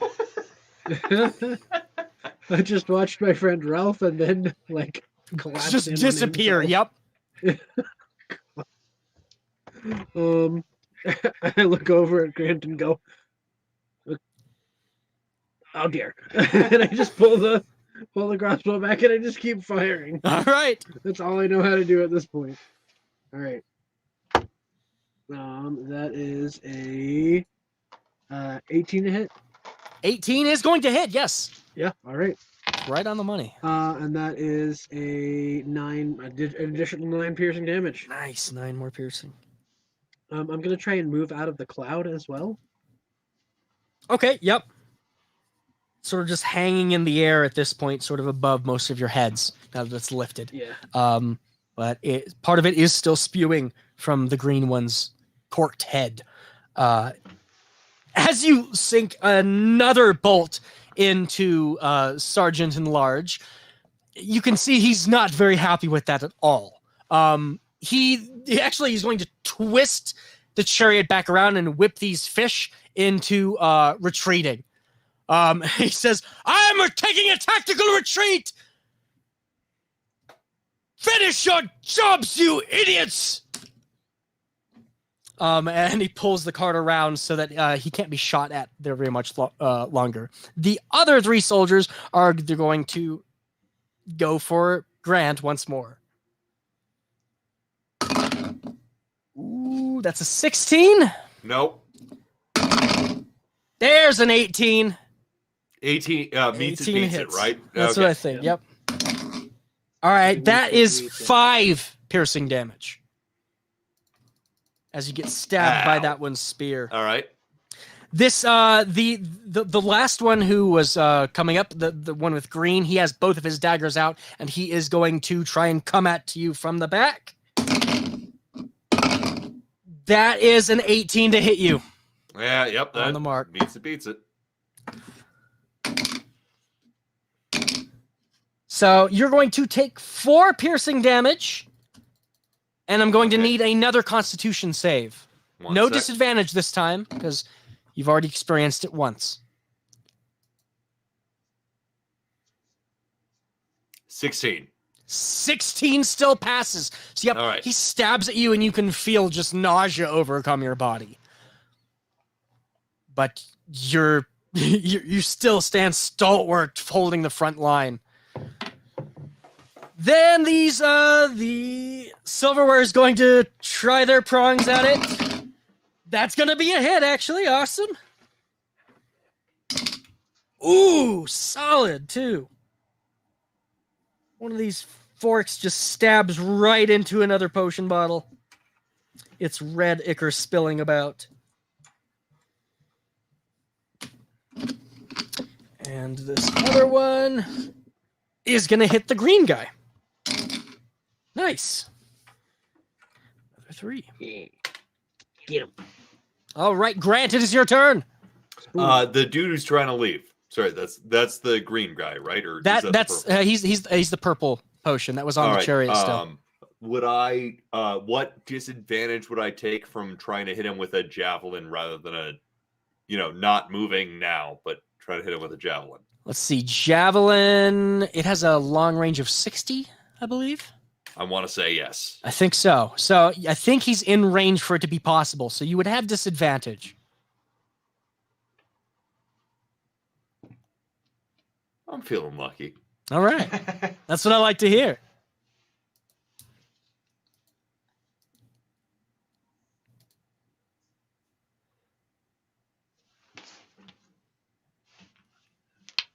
$17. Yeah. 17 is not enough to hit him. God damn it. It does hit the chariot and crack part of its wooden paneling. Right on a really decorative, nice side. Like, you marred this thing pretty badly. You didn't hit him and you ruined a chariot. Yep, but it sinks right into his chariot. Yeah, man. Anything else? That's my attack. So I guess nope. And I'm out of javelin. Oh. Shams is going to take a shot at the green guy. That is a hit. Nice.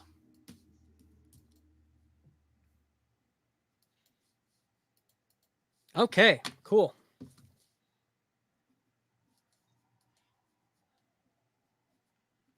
Seven.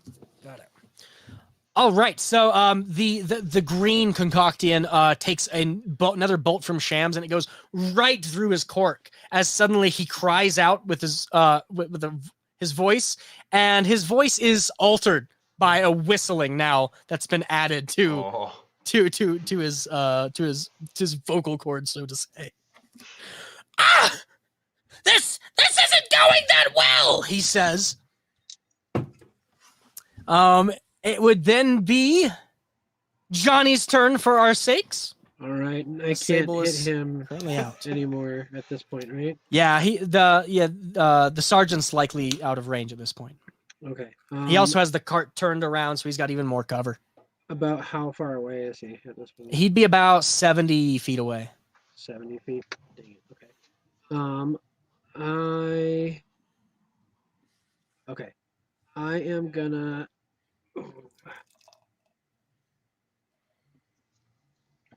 Hold on 1 second. Let me check my.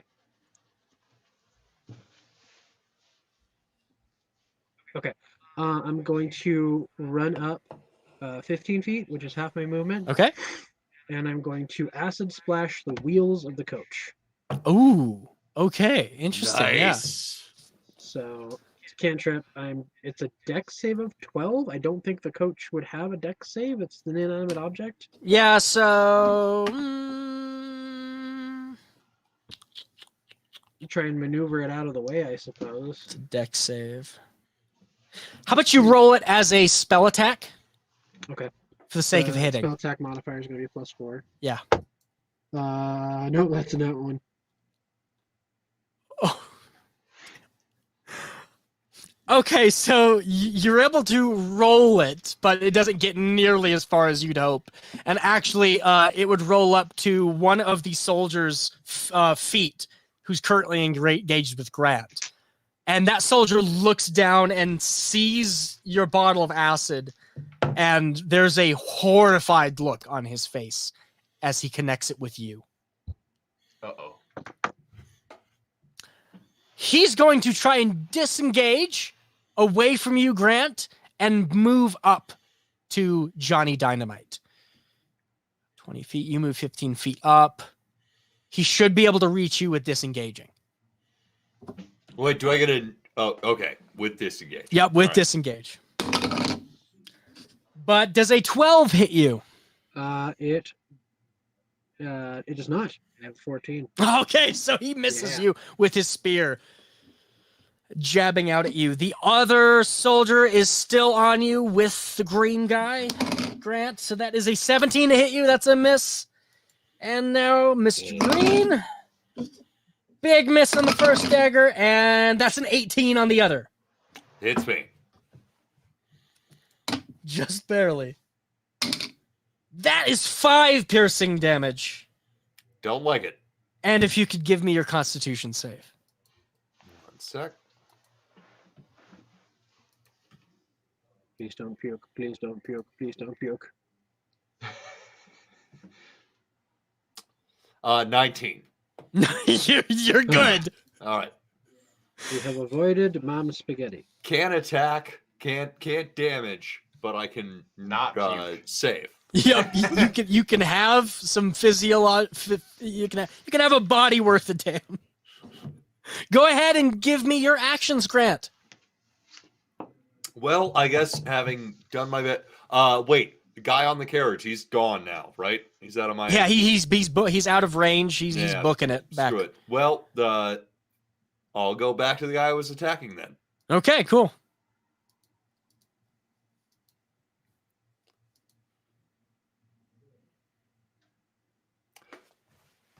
Nat 20, baby. Yeah. Nice! All right. Crit! Get him. All right, that's gonna be a. Do I do? Oh shit. So I roll 2d6 rather than 1d6, right? Yes. Correct. All right. First was a 6.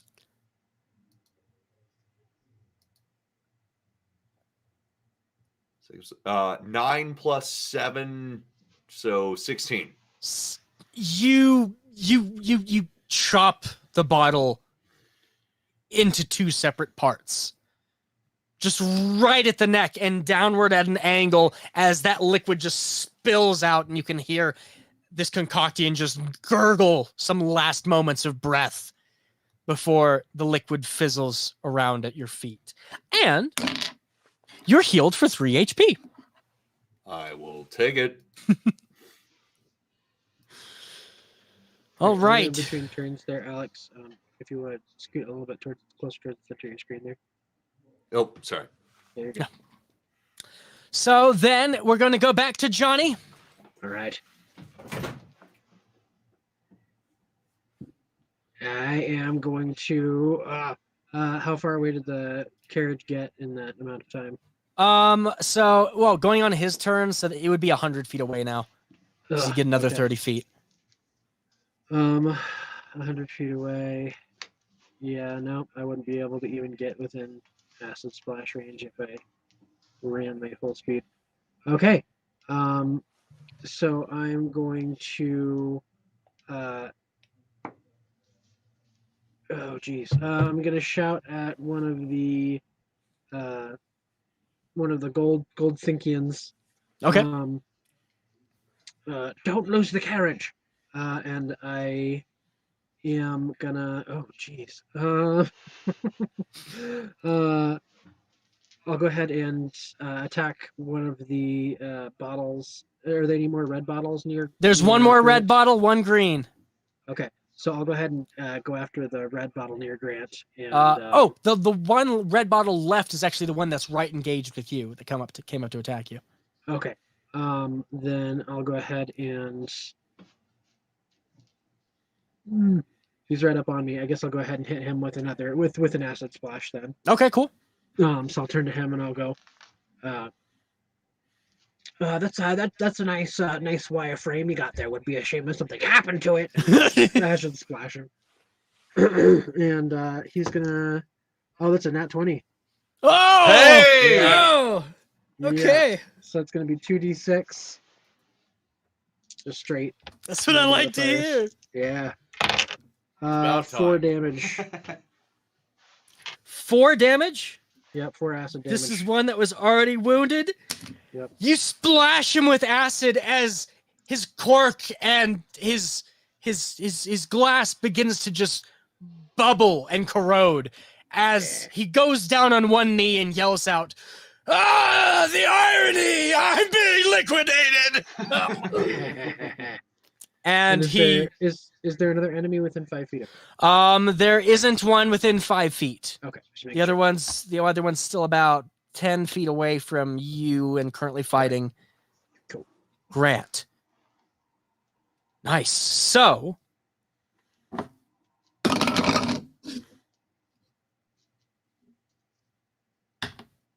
the green one surrenders. He drops his daggers and lifts up his hands and uses them to push his cork right back in and goes, hold up now, hold up, no reason for me to die. Right, you got him? No, you can just go. Right. Shams, get on the engine. Yeah. No, you're good, man. Just go. Leave. Shams yells back at you, "It's not starting! I don't think Barnaby's nearby!" Oh dear. Are there any other unmanned carriages nearby? Because I think I heard you said there were 2. There were 2. The one that was the green guys. Yeah. Yeah. So I say to the other carriage then, and I run up. I'm gonna grab one of the green guy's daggers on the way. And I'm gonna wave for Shams to get on the carriage. I'm gonna use the dagger to cut off the 2 drawers that were brought in. Yeah. And then I'm gonna hop on the carriage with Shams, and I'm gonna be like, "Let's get him!" All right, so you're getting on the carriage. Grant, you'd probably be helping with that as well. As you do, now that the combat has subsided and some minutes are beginning to pass, that nausea has not gone away, and it's continuing to bubble up until you feel that you're on the fringe of being ready to retch. Right. Also, with the surrendered guy, I'm gonna run up. I'm gonna pop his cork off, and I'm gonna I'm gonna sip a little. I'm gonna taste him a little bit. The green guy? Yeah. Give me another Constitution save. Oh no.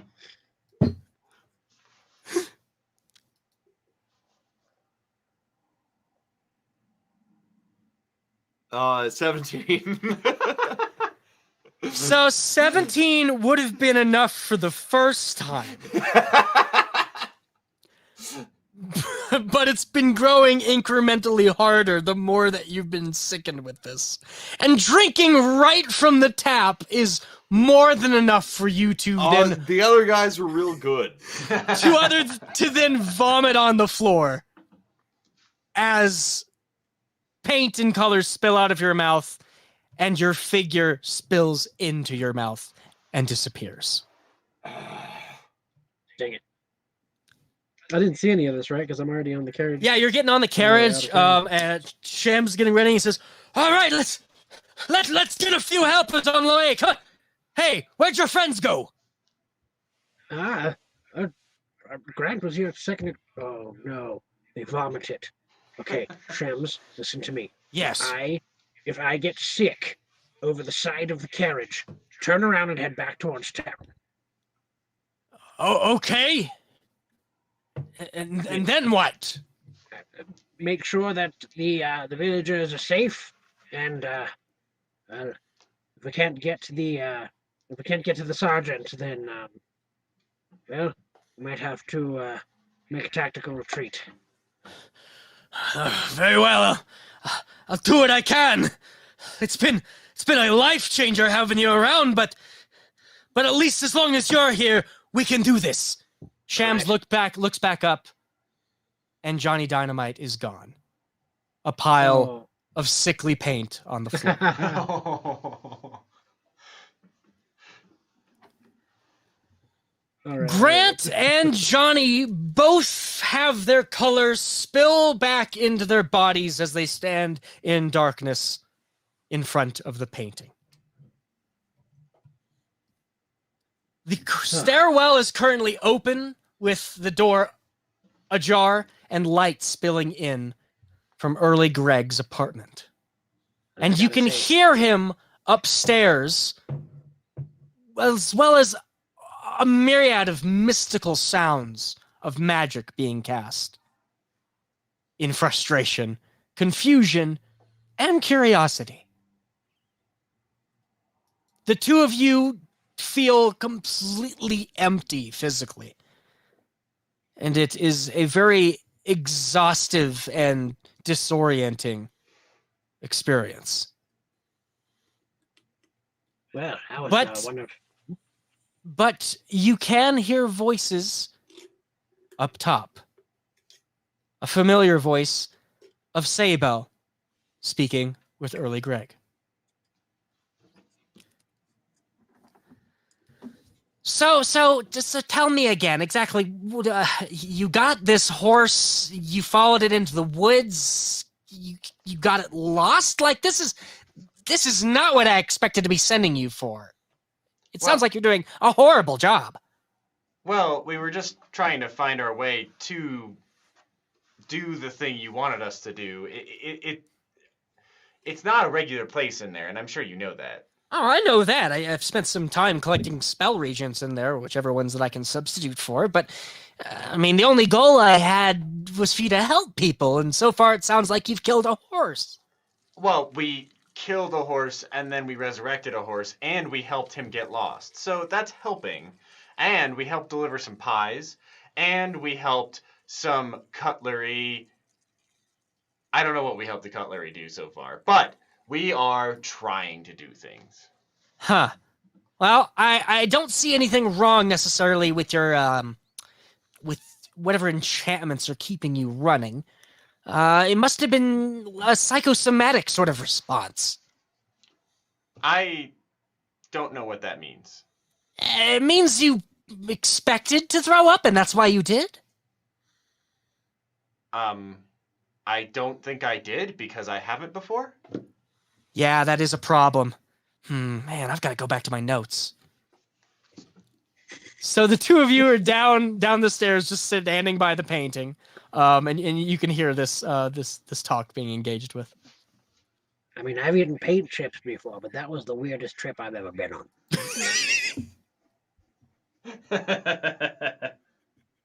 Yeah. I mean, I think we should go upstairs and reconvene with the others. So yeah. The two okay, of buddy? The two of you trudge up the stairs, and just exhaustion and this whole demiplane still sort of just weighing on you from different marks of being stabbed with spears and having strange floral scrapes across your clothing of stains of purple grass and whatnot. Okay. Is the compass still there? So you look down at your hand. You see the compass there. And as you're walking up the stairs, it sinks into your hand. and disappears with but a fine outline of a compass tattooed on your hand. Right. Ooh. Do I still have that innate feeling of like direction? Yes, you once it do. fades out? And in fact, out here, you have a stronger sense. You could tell you always know which direction is north Yeah. from here on out. Sweet. So you both walk into the apartment, and early Greg currently has Saybell out on a table with a whole bunch of different spell gems and his books laid out, and just racking his mind currently until he sees the two of you. Oh, you're late. You're early. I live here. I'm Sable, and I'm on a table. It's also funny. I made a joke. You guys live here too. I got the paperwork done a few days ago. Well, by the way, how much is rent here? Oh, I'd have to look it back in the contract. I don't know. It just pay me whenever you can. I'm sure I'll get the difference back to you. Oh, there was some mail for you guys. What? Yeah, there was some mail. Let me. Where did I We put didn't it? do it. Let me see here. Yes, here. And he hands, reaches out with a letter to one of you. It's equidistant apart between you all. I'll grab it. Johnny, you grab it, and it seems like it is addressed to the three of you at this address specifically. Does it say who it was? It is sent by the Municipal Court of Restin. Oh dear. Oh dear. All right. Well, this is gonna be interesting. I go ahead and open it up. You open it up as the letter reads, "We regret to inform you that you have, by judicial investigation, been found at fault for the burning of the Rest Inn franchise number 3, located at address. It gives a detailed involvement of the accounts, showing that you are not at full fault, but at probable and majority fault. The one thing we didn't do. Right. This fine is for 250 gold pieces to be paid within a week. I think we should just go burn it down again. They're trying to read Yeah. No, he's right. He's right, Johnny. If we're just gonna get accused of doing Let's burn other things too. Okay, guys. Whoa! Calm down. I don't know what the painting does, but I'm not sure. Immediate jumping to arson is a usual after effect for it. This has nothing to do with the painting. Speaking of which, neither of you go and eat any more pieces. I tried to explain that to Saybell, but well, that's how we got here. If you eat too much at one time, you're gonna get sick, and then you're gonna get chills, and then you're gonna be all achy the next day. It's terrible. Goody Two Shoes Grant over here is used to doing the right thing all the time, and now that he's been accused of a crime, it has broken him. We have no idea what's going to happen with him. Well, I mean, as far as I heard, the accusation's over. I think this is in monetary collection. Oh, so I'm not guilty and yet still have to pay money. That's better. That's great. Justice prevails, everyone. I mean, justice is no magic. It follows its own laws. Okay. I'm fine. All right. So people are testy. They're just jumping into biting pieces of the frame. Johnny, what's wrong with you? I'm fine. I'm feeling pretty good. Oh, that's good to hear at least. Okay. I tried to save you guys. So I heard you've been in a tussle with the Concoctians then? A bit of one, yes. We delivered some purloined goods with... Have you met Shams? Nope, don't know any Shams. Okay, well, he had an engine that ran on horse dreams, sideways horse dreams. Oh, And yeah, I think I've heard of that. Never got to Yeah. see one for myself. They're incredibly rare, extremely expensive, only ever it's held by the fascinating. most valuable of royals. Yeah, he It's- stole it. It's fascinating. Yeah, he stole it and all the pies inside. He delivered it to a He nice stole little 40 village. pies. That's Yeah. 4 tens, and that's terrible. Wow. I would still like credit for almost dying trying to save you guys. We appreciate it, and we're all okay. You know. Well, wonderful. But, Well, good. mean- Well, what do you think? That was your first exploration, or are you interested in continuing this contract? No, absolutely. Oh, yeah, I didn't mean to get kicked out. Oh no, it'll happen after a while. Your body still has to physically digest it all. So there's only a certain amount of time that you can remain in Pentiment before things start getting awry. Yeah, the dose eventually wears off, and you kind of have to just come back down there. They'd be able to get used to it. Yes, We the should first time I inject tried to take another sliver of paint, I got locked somewhere that I'm still having trouble describing in my personal poetry. Oh dear, there's personal. That'd be one way poetry. to cope with it. Sure. I like to paint. I like to paint. I like to paint what I've seen, and it's been quite an adventure. I think I'm probably going to do shams, and then my next painting for sure. Impressive. I'm not sure how that goes with lines of forgery or whatnot. I wouldn't worry about it. Go ahead and do you.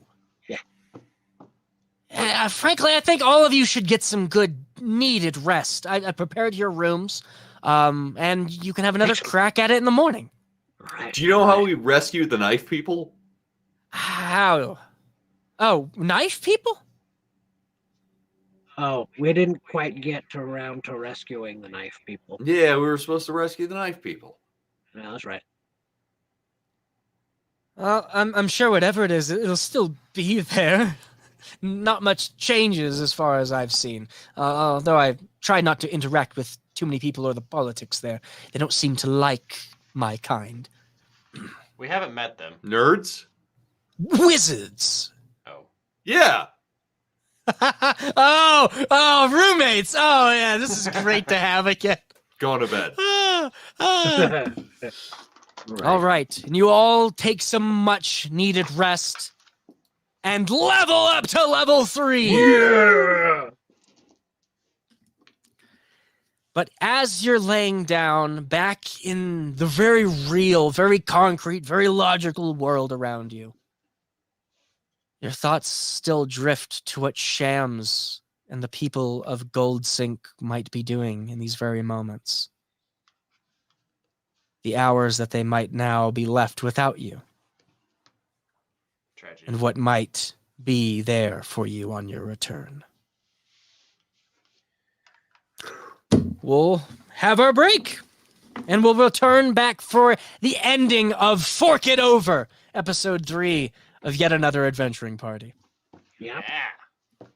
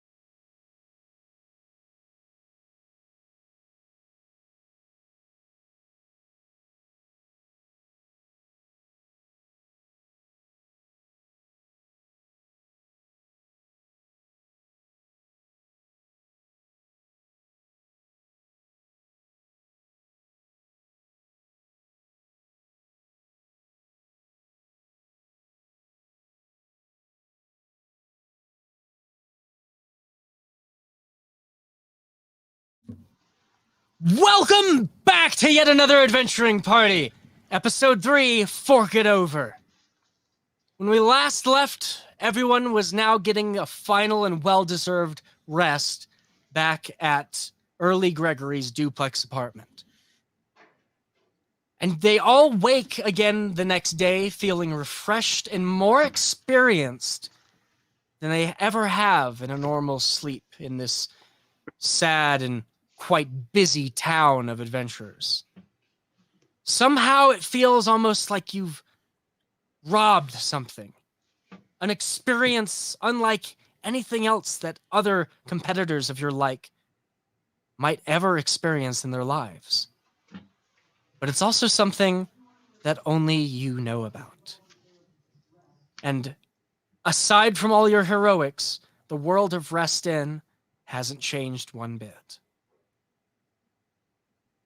Early Greg is already making breakfast. You're not sure exactly when he woke up, but he woke most of you up in doing so with a clamor of magical mishap and all the cooking that he's been doing in the hours that you've continued to try to get some sleep in.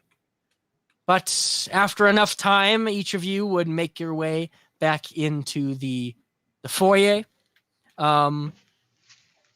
And find him making breakfast for two of you, as well as a artistically designed inedible arrangement for Sabo. Good morning, good morning. I hope all you feeling great. So, what's the plan for today? Well, I just stared at your wall for 6 hours, so That's right. My thoughts are that we would like to, I think, grab a couple of supplies and then maybe get some more of them paint chips. Absolutely. And no problem. Along with that, a brief question for you. Sure. Can we bring things in with us? Well, were you naked when you got there? No, but I'm not sure to what extent that works. I'm not entirely sure to what extent that works either, but, I mean, everything that I've carried or brought with me seems to have worked just fine. Okay. I'm not sure if the world of Pentiment quite cares about property ownership. Like, if you own a business, I don't think that's probably going to go with you. Well, I mean, unless it's in proximity, that might be something worth trying. I don't know. What do you have in mind? Well, it was only 6 hours, so that was the extent of my thought process. Fair enough. I've gotten much less thinking done in less Time. Right. time. Yes. I need something that's gonna break down glass. Break down glass. Also, some vinegar would be good. Oh, yeah. Okay. Yes, good. Vinegar and silver polish. Mm-hmm. I've got some of that. I should be able to find it here. Nope. I ended up using it all and cleaning and prepping the kitchen this morning. Sorry. So vinegar and some polish. All right. Well, let's get a shopping list together then. Yeah. Vinegar, silver polish, glass dissolver. You know that thing we all buy that dissolves glass that we know of. It's a regular. It's a. Help me out here, Johnny. Yeah, it's hydrofluoric acid. All right. Hydrofluoric acid. For floors. It's for cleaning floors. Not for hydras. I had something for that. No, that to add that. Okay. Additionally, do we have anything that would be able to I mean, let's think about this. Do we have anything that would be able to produce a large amount of water in a short amount of time? A balloon. Could we A balloon? acquire... Yeah, it was just an idea. Hot glass meets cold water. You know... Ice cubes? Ice would be good, but I think we're gonna need a lot more than we can carry. I mean, we could get ice. I could get you ice. I mean, you could get a wagon too and fill it full of ice. That might work. If we're sitting on the wagon, but the wagon wouldn't be able to fit down your suitcase, would it? You're able to fit down the suitcase. Oh, so it works like that, eh? I mean, believe me, it's not much of a suitcase. It's appearances. It's So we its lay the own suitcase knack down of in the stuff. middle of the road. We load up the stuff that we need in the wagon, drive it into the suitcase. Oh, Feed the could we pigeons. have some mashed potatoes? I could see that working. Mashed potatoes. It's. I spent all this time cooking eggs. Is something wrong? No, you don't like my it's, food? it's for the painting people. Oh, mashed potatoes. I don't see any bad coincidences happening from that. Sure, I can get you mashed potatoes. Neither do I. I'm sure that's not gonna. We're not gonna fight a mashed potato monster in season 2. What's season 2? That's a crazy nonsense word. Believe me, he's a genius inside the painting. Oh, I'm it's really glad we had him incredible. last time. Really, I've been doing some good work down there. Absolutely I'm really useless busy here. right now here on topside. Yeah, I want to go back to bed. well, fair, but I wouldn't advise it. Those beds get quite warm during the day, and well, they haven't been cleaned in some good time. Come back. Get back over here. All right. All right. Okay. All right. So Yeah, vinegar, back up, silver back up. polish, a vial of hydrophobic acid, Hydrofluoric. hydrofluoric, Hydrogen fluoride. hydrophobic. That sounds good. I might study that later. All right, mashed potatoes. All right, As much of ice as we can pack into a cart or a yes. wagon. Bunch of ice. Yeah, some ice. Some ice would be good.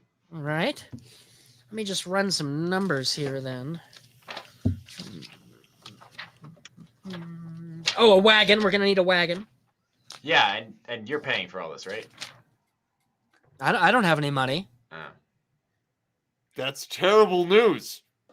Well, that's why we started this thing to begin with. I needed roommates and also some regular cash flow so that I don't get kicked out of here. Well, I guess Or we're fail flush school. as shit. That makes sense. Yep. It's all right. It's all right. It'll be fine. I should be able to cover it. How much is you think about all of this? is Let's going see. to cost? Wagon 35. He has 250 gold pieces. Wow. We'll have to get some change for it, but yeah. I didn't know they No, were carrying that kind of money down there. Wow. They were. And interestingly enough, money is not worth much in the painting. Actually, that makes a whole lot of sense. When it's probably spices or something. All right, 35. Spices. You know, I could probably get this for. I mean, altogether, if you want large amounts, I could get it for under 50 gold pieces. Oh, hey, could you find any rare pigments? Pigments. Yeah, rare pigments, for paintings. Sure. It could make really individual colors. I could try to find some. I think I might know a guy. Might Yes, be yes. handy. I'll Might need be some. handy I'll to- need a bit more time on that, but I'll definitely get working. I think might be handy. Sure. All right. I think the most expensive thing is going to be that vial of acid, actually. So, All right. yeah, about 70 gold should do it altogether. All right. I hand him 7 platinum. Whoa! Platinum? What? Wow! Yeah. Is this real? We don't Yeah. know. It sure That's what is. they were able to scrounge up, I suppose. Huh. And I charged you in gold pieces. All right, well, You I'll can go down keep to the shops. change. You get yourselves ready together, and I should be back within an hour. And I can have you back in there. All right. All right, so he is going to leave.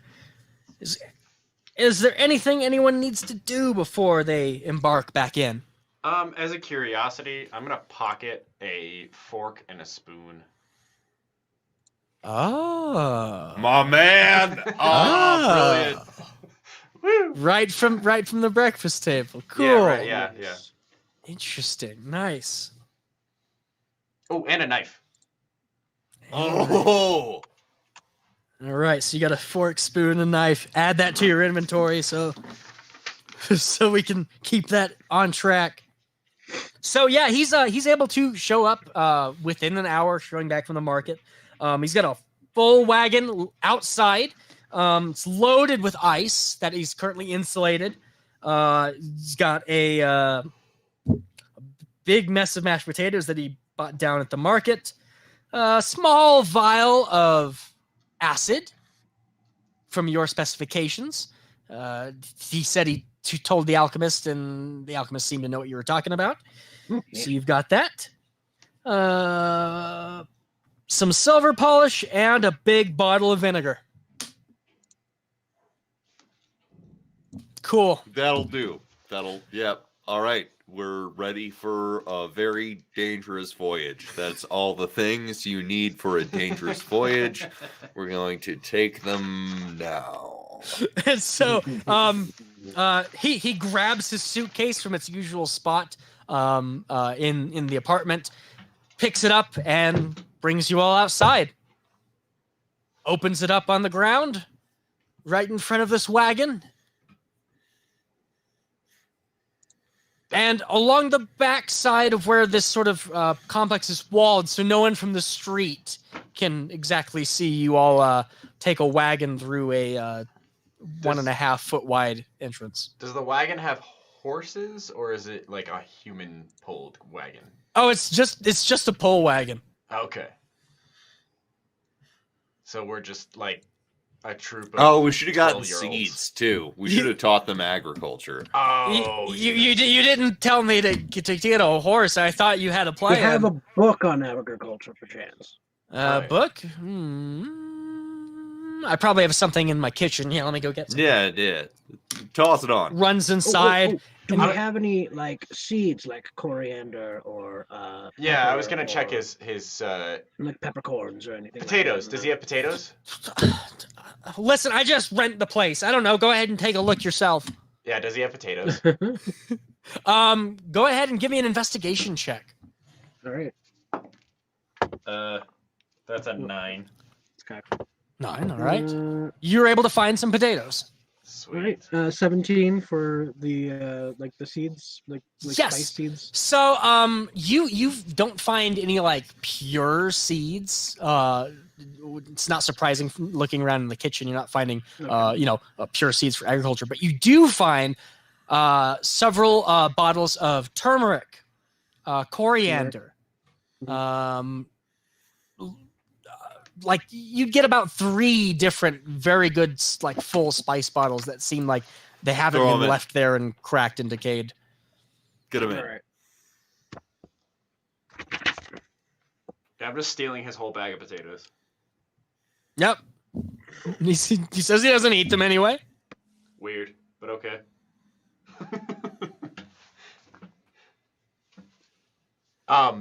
Yeah. I'm ready to dive in. All right. So he's attached a rope to the wagon. He opens up the briefcase and leads the rope down the stairs to the painting. He then hands one of you the rope I'll take it. and takes out his inspector that he used last time to find that general patch of green that you took from before, and he scrapes just a slight bit to the right from that original section, each giving you a sliver. Shove it in my mouth hole. You shove it in your mouth hole and chop it up with your Warforged mouth once again. All right. Well, if you need anything, reach out to me somehow. I'm sure there's a way. Good luck and good speed to all of you. Indeed. Oh, there's. I think I have someone knocking up at the door. I'll be right back.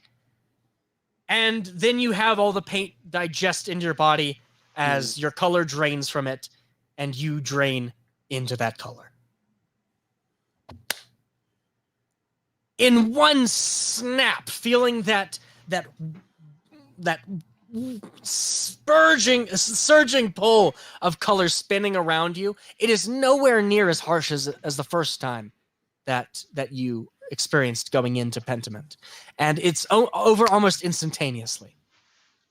As once again now you stand outside at the village of Goldsink. Population 66 of 99. Walking into the town, you can see that... Are we walking or are we riding? Well, you've got the wagon, so someone would have to be just pulling the wagon in. Sweet. Probably me. You don't see the Epiphany anywhere. The velvet box or its cart. You see that the far gate from where the Concoctians fled, the gate itself has been broken and is hanging on a hinge. Oh dear. Uh-oh. But in moments of you returning, Sorry. spoons and forks lean out, take notice of you, and run out in relief that you've returned, as well as the mayor himself again. You're back.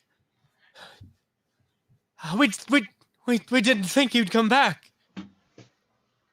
Oh yeah, we have spit and vinegar. Oh, excellent. Those things that you were able to cure old water spots with. Indeed. Yes. Indeed, yes. Yeah. Oh, what's But our I'm here. next plan? They came back, and we were able to seal the door and refuse them entrance. They were able to rip it down, however, before they left. As soon as they brought down the gate, I was sure that we were doomed. All right, where do we go to take the forkmen back? Knifeman.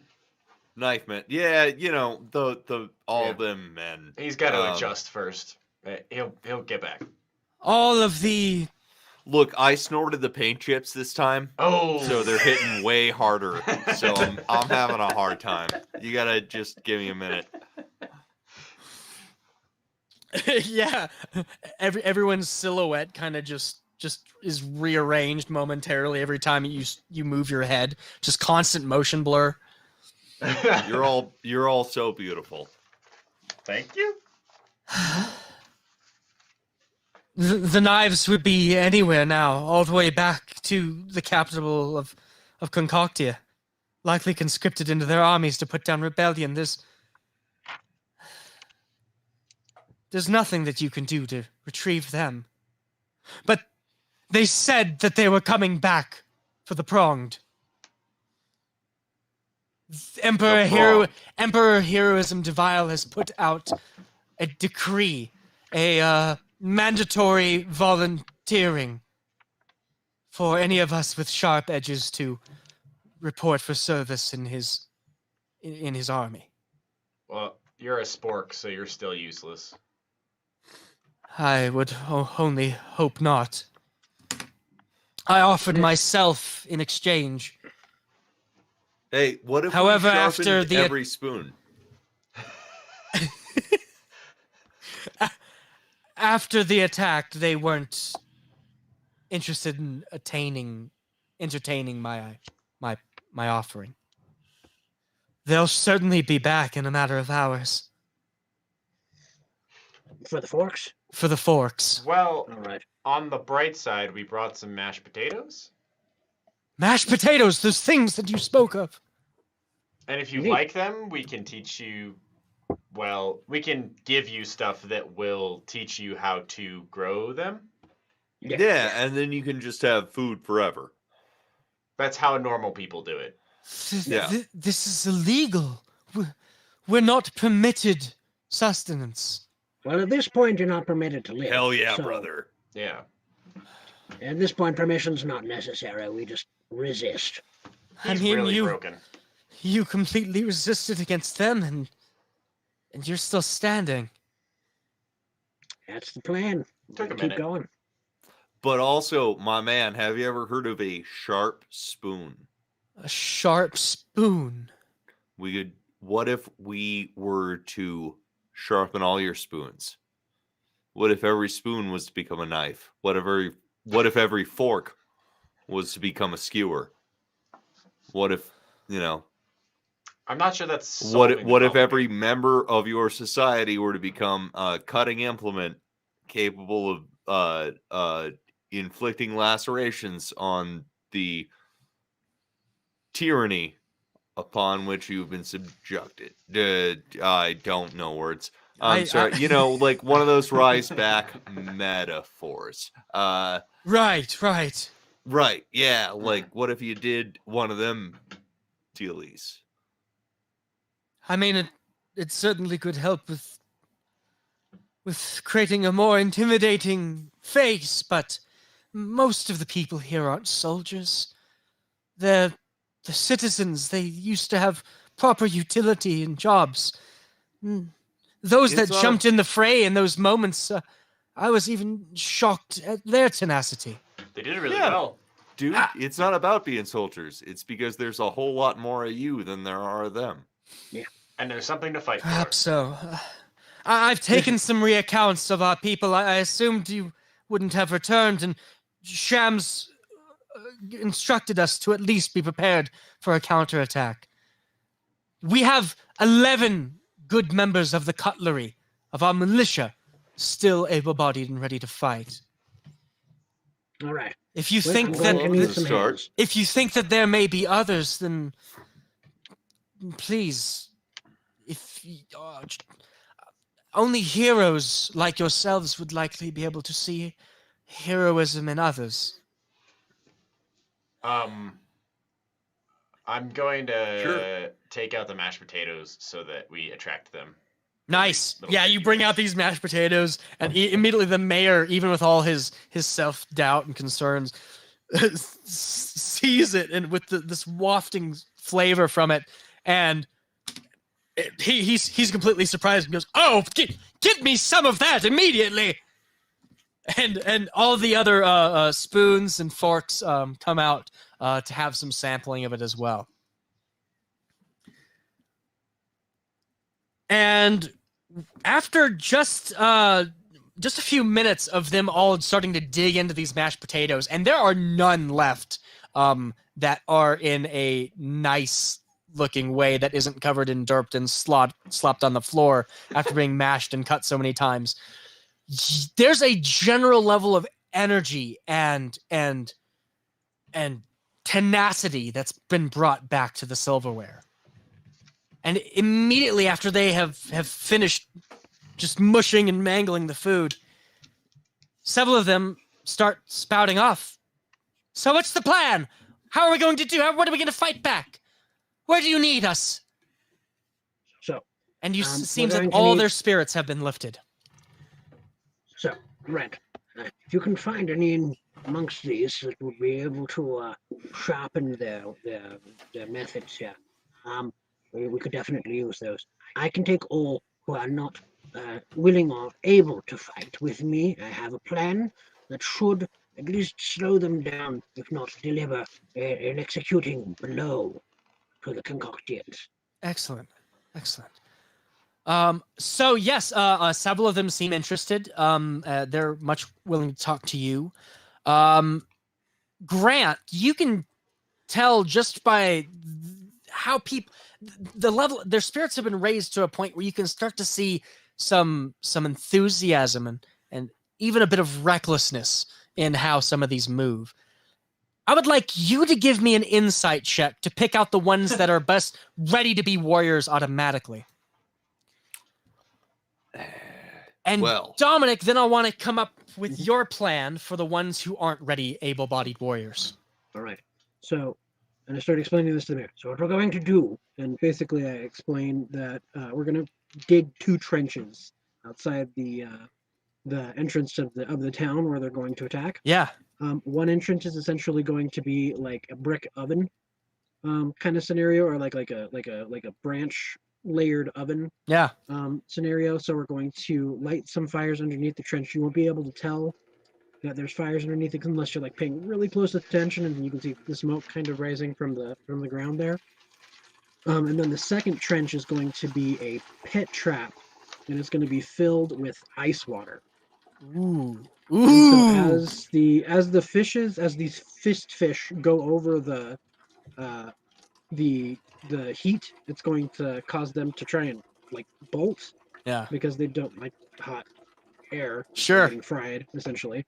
And it's going to cause the concoctions to immediately run over this pit and heat up, and then the pitfall trap is going to throw the concoctions into the ice water and shatter them, hopefully. Nice. That's gruesome. Okay. So we'll get into designing that. Grant, if you can give me an insight check, and you have advantage because everyone's spirits have been raised so much. That's going to be a 14. You're muted. Or actually, nope. Still muted. There we go. It's going to be a 14 on the first roll. Let me take a...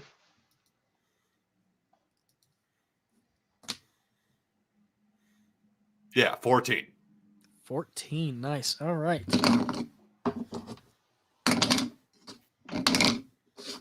So you're able to pick out an easy 4, like big forks and spoons that are inexperienced with combat, but immediately once you start describing like just their sheer size and their enthusiasm, they seem like they're willing to maybe do some battle drills and learn how it's all done.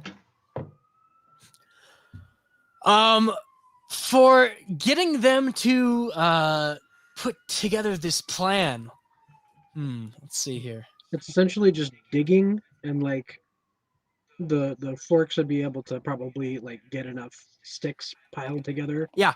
So I mean, this is a bog. So what's lucky is that you still have a lot of lumber around in some areas, sparse but not as much. You've got a whole lot of dirt and like Peat, bog iron and peak and stuff that you can use. So I think all the equipment that you need for this, aside from however you're instigating the fire, which I'm sure you have a plan for. Tinderbox and torch. Tinderbox and a torch. Yeah, sounds like everything's good. So in that case, I want to see how well you can intelligently organize everyone.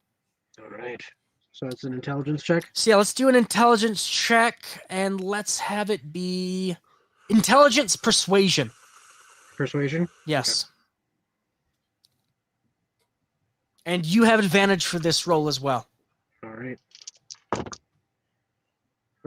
So the higher of the two was a 12 plus intelligence persuasion is plus 5, so that's going to be 17. 17, nice.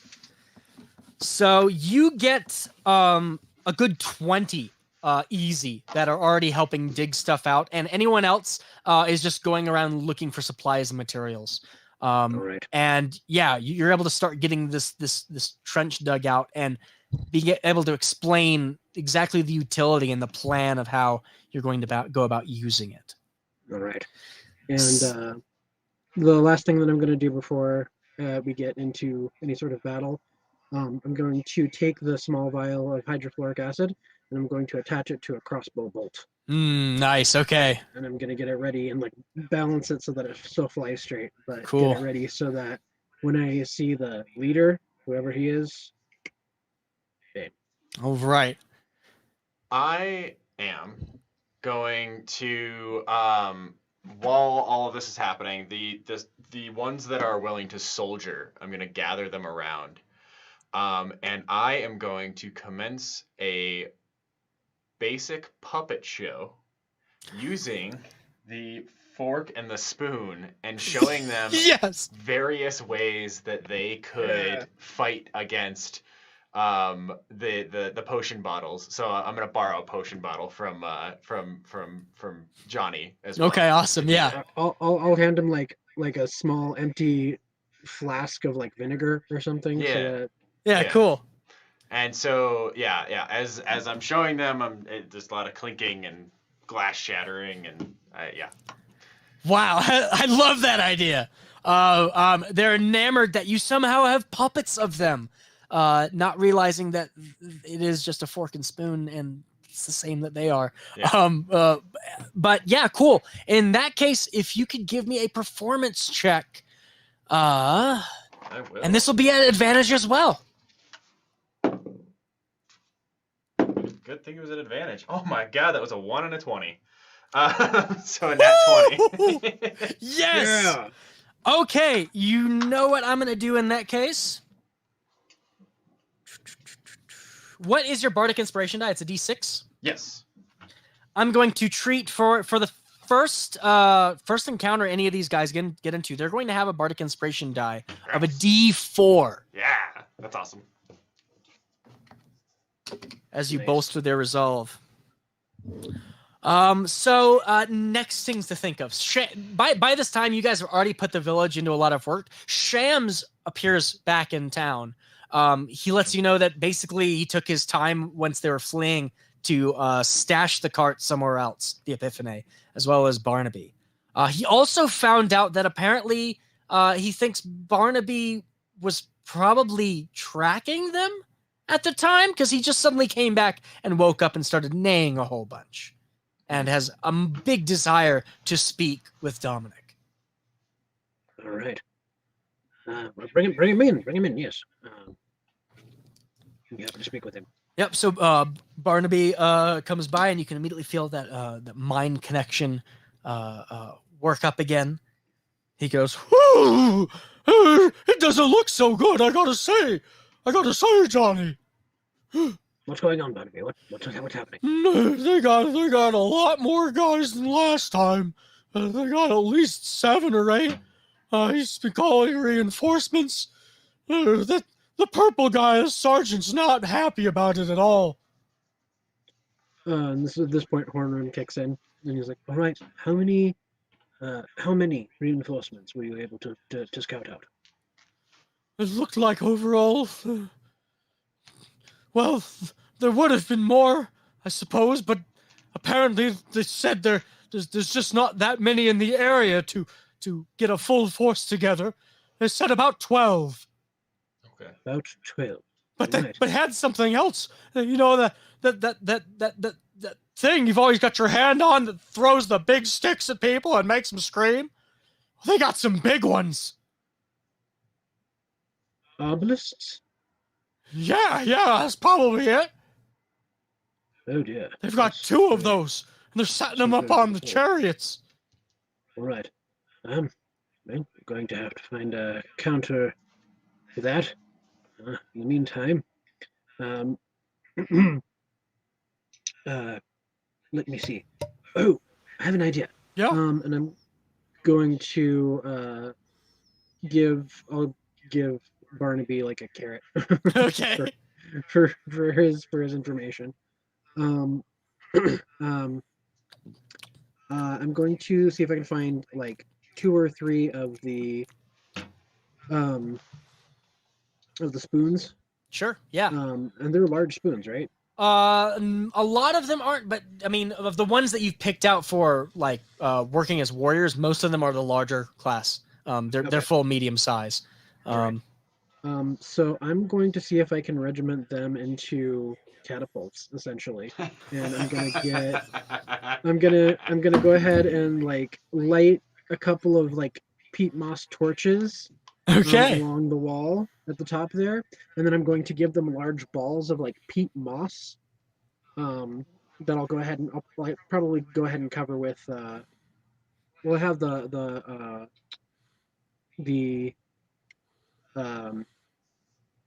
oil. Yeah. I got my chapstick back. So I'm gonna go ahead and cover those with oil to make them like very flammable and make sure that they burn for a long time. Sure. And I'm going to take Sable's spoon, and I'm gonna show them with a little tiny piece of peat moss, and like I'm gonna have like a little tiny arbalist like set up on top of like a little box. Yeah, made of like And some twigs and stuff. Yeah, I'm going to show them how they can fling themselves forward and like launch these little peat moss flames at the arbalists. Wow. Okay. Wow. First you brought them the trench, and they thought that was a wild idea. Uh-huh. Then you started showing them how to fight with puppets, and they thought that was wildly entertaining and definitely bolstered their resolve for how to get this done. You start explaining this this whole catapult thing, and you can immediately see some trepidation going into these larger spoons' minds. Won't we break? What if we snap? Doesn't seem all that safe. Well, that's the thing, is that your spoons, they're made for lifting things, and there's a tale in my town, a great food fight, and there were many young figures like myself, full figures like myself, who thought in a show of frivolity they would launch food like your potatoes at each other, and these spoons, as hard as they were flung forward, never snapped. They never broke. They were made of stronger things than wood and peat. They were silver, and they were pewter, and they were strong. As he's doing this, I would like to be behind him and be playing very exciting music. Yes. All right. Cool. I'm gonna want a charisma persuasion check from you, Johnny, but you're gonna get an advantage from Sabo helping. All right. Now, how good is your persuasion? My persuasion is only +1. Because another thing to keep in mind, I mean, you've got your bardic inspirations. Oh yes, so I can re-roll one of those to see if it's higher. Yeah. I don't think I'm going to need it, in all honesty. My highest was a 17, +1 is 18. Ooh! Wow. There it is. So yeah, you begin recollecting this wonderful tale, and at first they're astonished. What? There's others like us from where you come from? And not only that, they fought valiantly and were able to lob massive amounts of heavy. They're wholeheartedly inspired. And any of the fear or concern that they had immediately wipes away once you start talking about the virtues of how silvery and lustrous these silverware were in their grand fight. Yes. And one of them says, "Yeah, build it, strap me in. I'm all for it. Let's show these concoctians that we're still useful for something." Yeah. All right. So awesome. Okay. One thing that I want to consider is now you've got the trenches for defenses, but if they're going to be using arbalists, they were already able to rip down this the wooden gate pretty easily, and these walls aren't that strong. In terms of reinforcing defenses, do we have any ideas?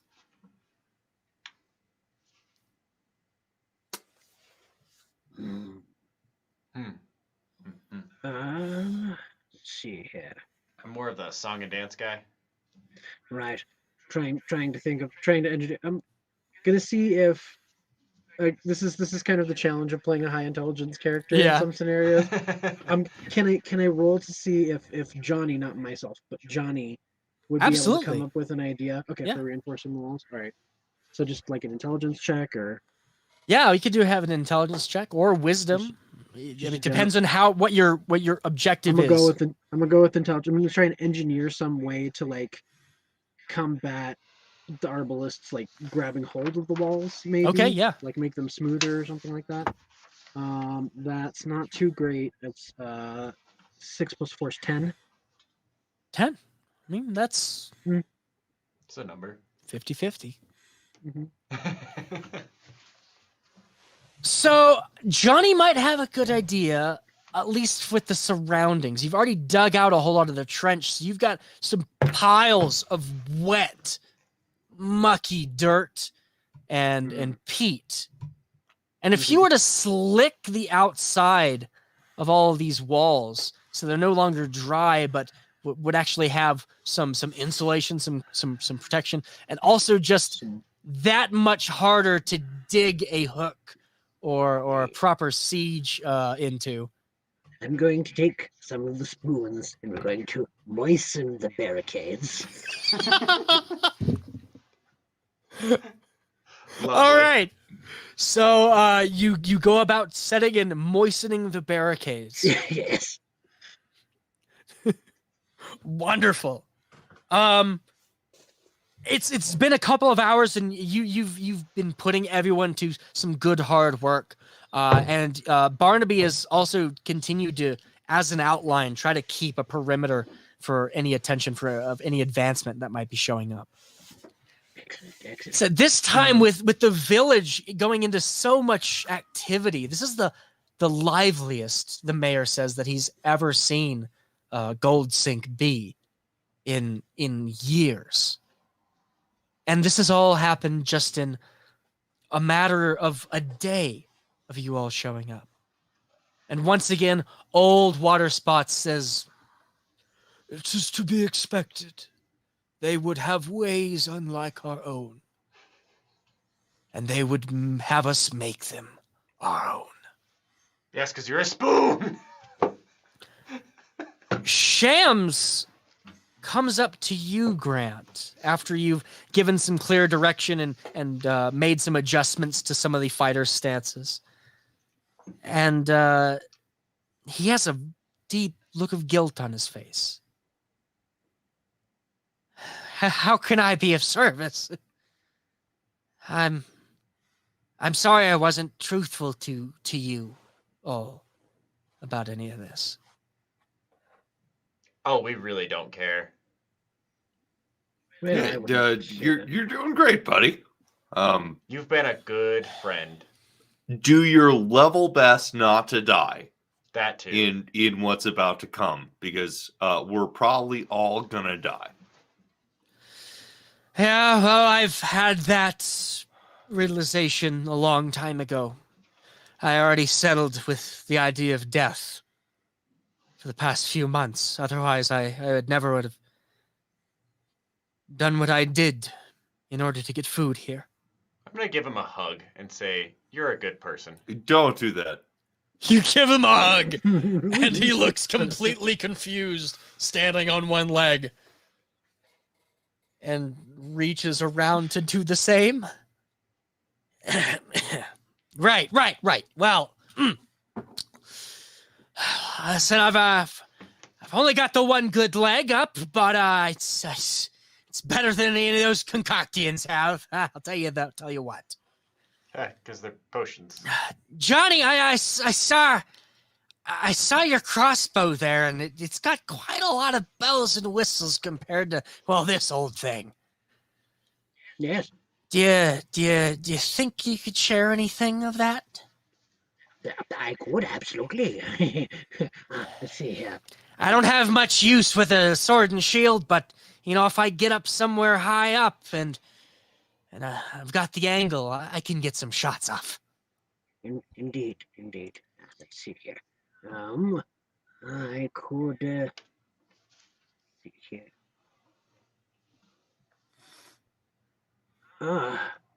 Take. I'm trying to find my infusions here. Oh, right. Yeah, you've got those. Yeah. Those are special. Yes, indeed.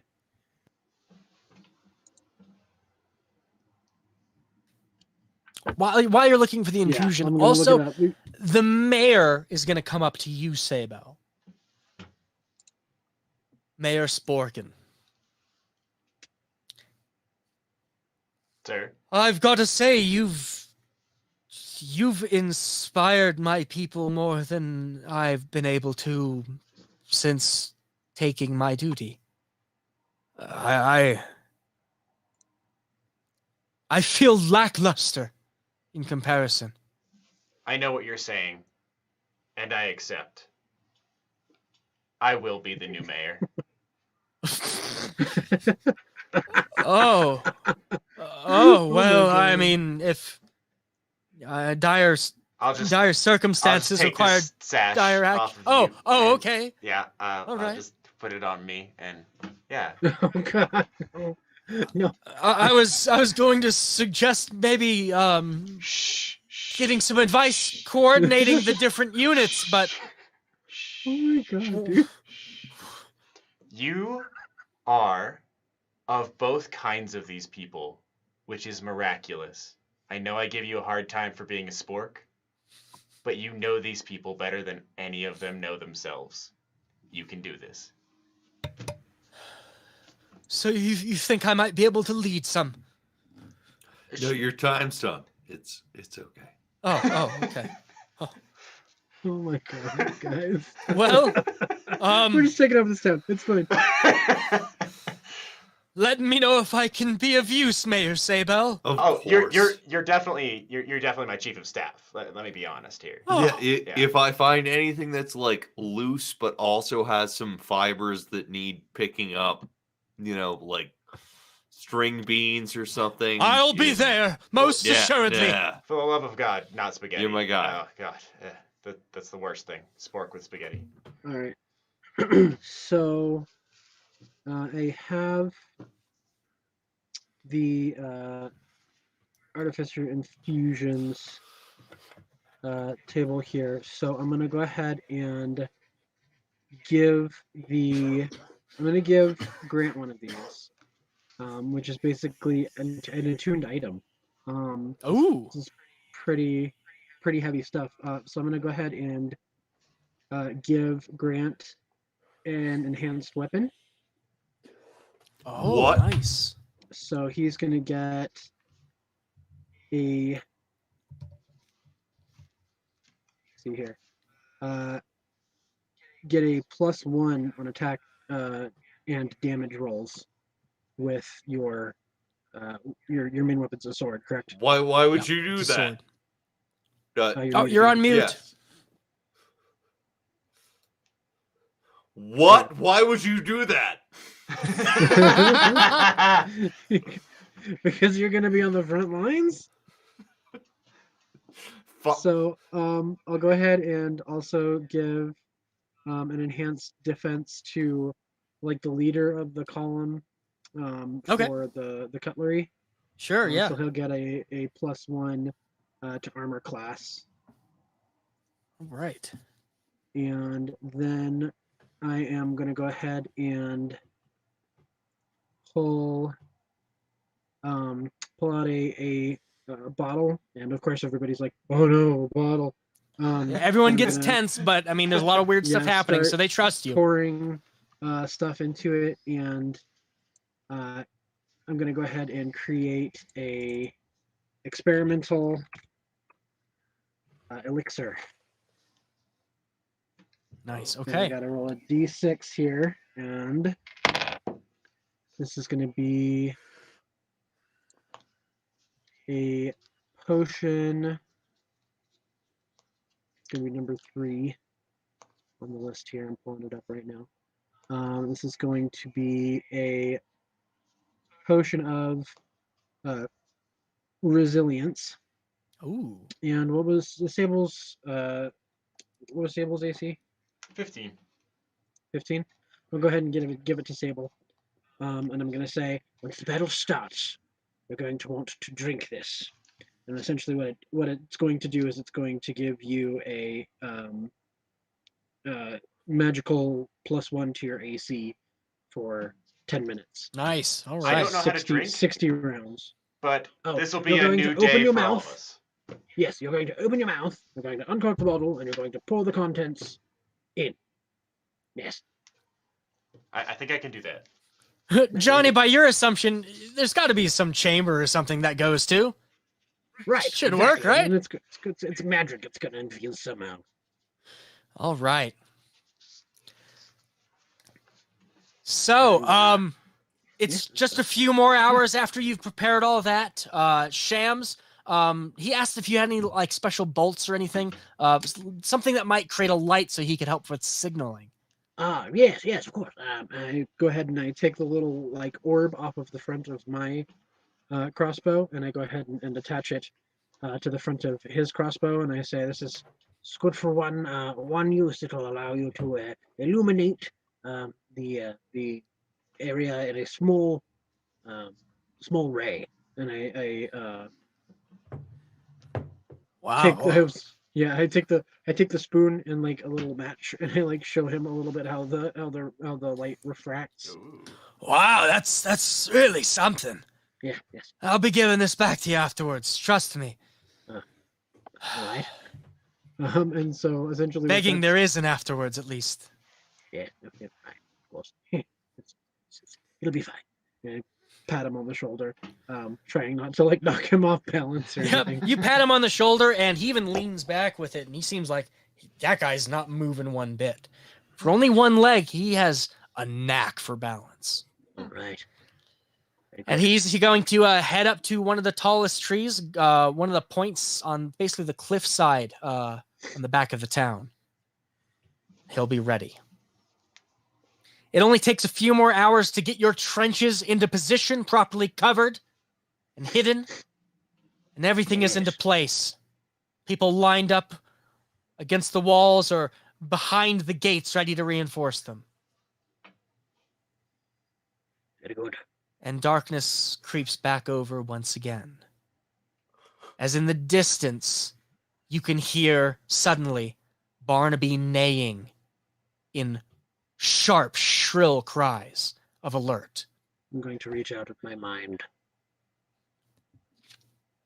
As torchlight begins to fill the horizon, showing the Concoctians on their advance. And that is where we will finish it up here for tonight. Woo! All right. Ready for the siege of Ready for Gold Sink Battle! next session. Yes. Siege of Gold Sink. And boy, what a siege it will be! You've made so many cool different additions and interactions in For a this small town. troop of guys, we have Yeah, made. for like 3. Thank you, One everyone. engineer. Thank you, everyone, for tuning Thanks in so much, to guys. yet another adventuring party for our 3rd episode. We hope to see you there for the 4th. Thanks for watching Creative Crits. Be sure to like and subscribe to all of our socials, and be there for the next episode of Kal'add, I believe, this Sunday. Yes. Yes, and after that, we will be moving to the alternating Sunday from Kal'add. And instead of Thursday, we will be on Sundays from now on. So Yep. thank you all, and hopefully we'll see you there. So excited. Woo! Great job, guys. See you next time. All right. Thank you so much.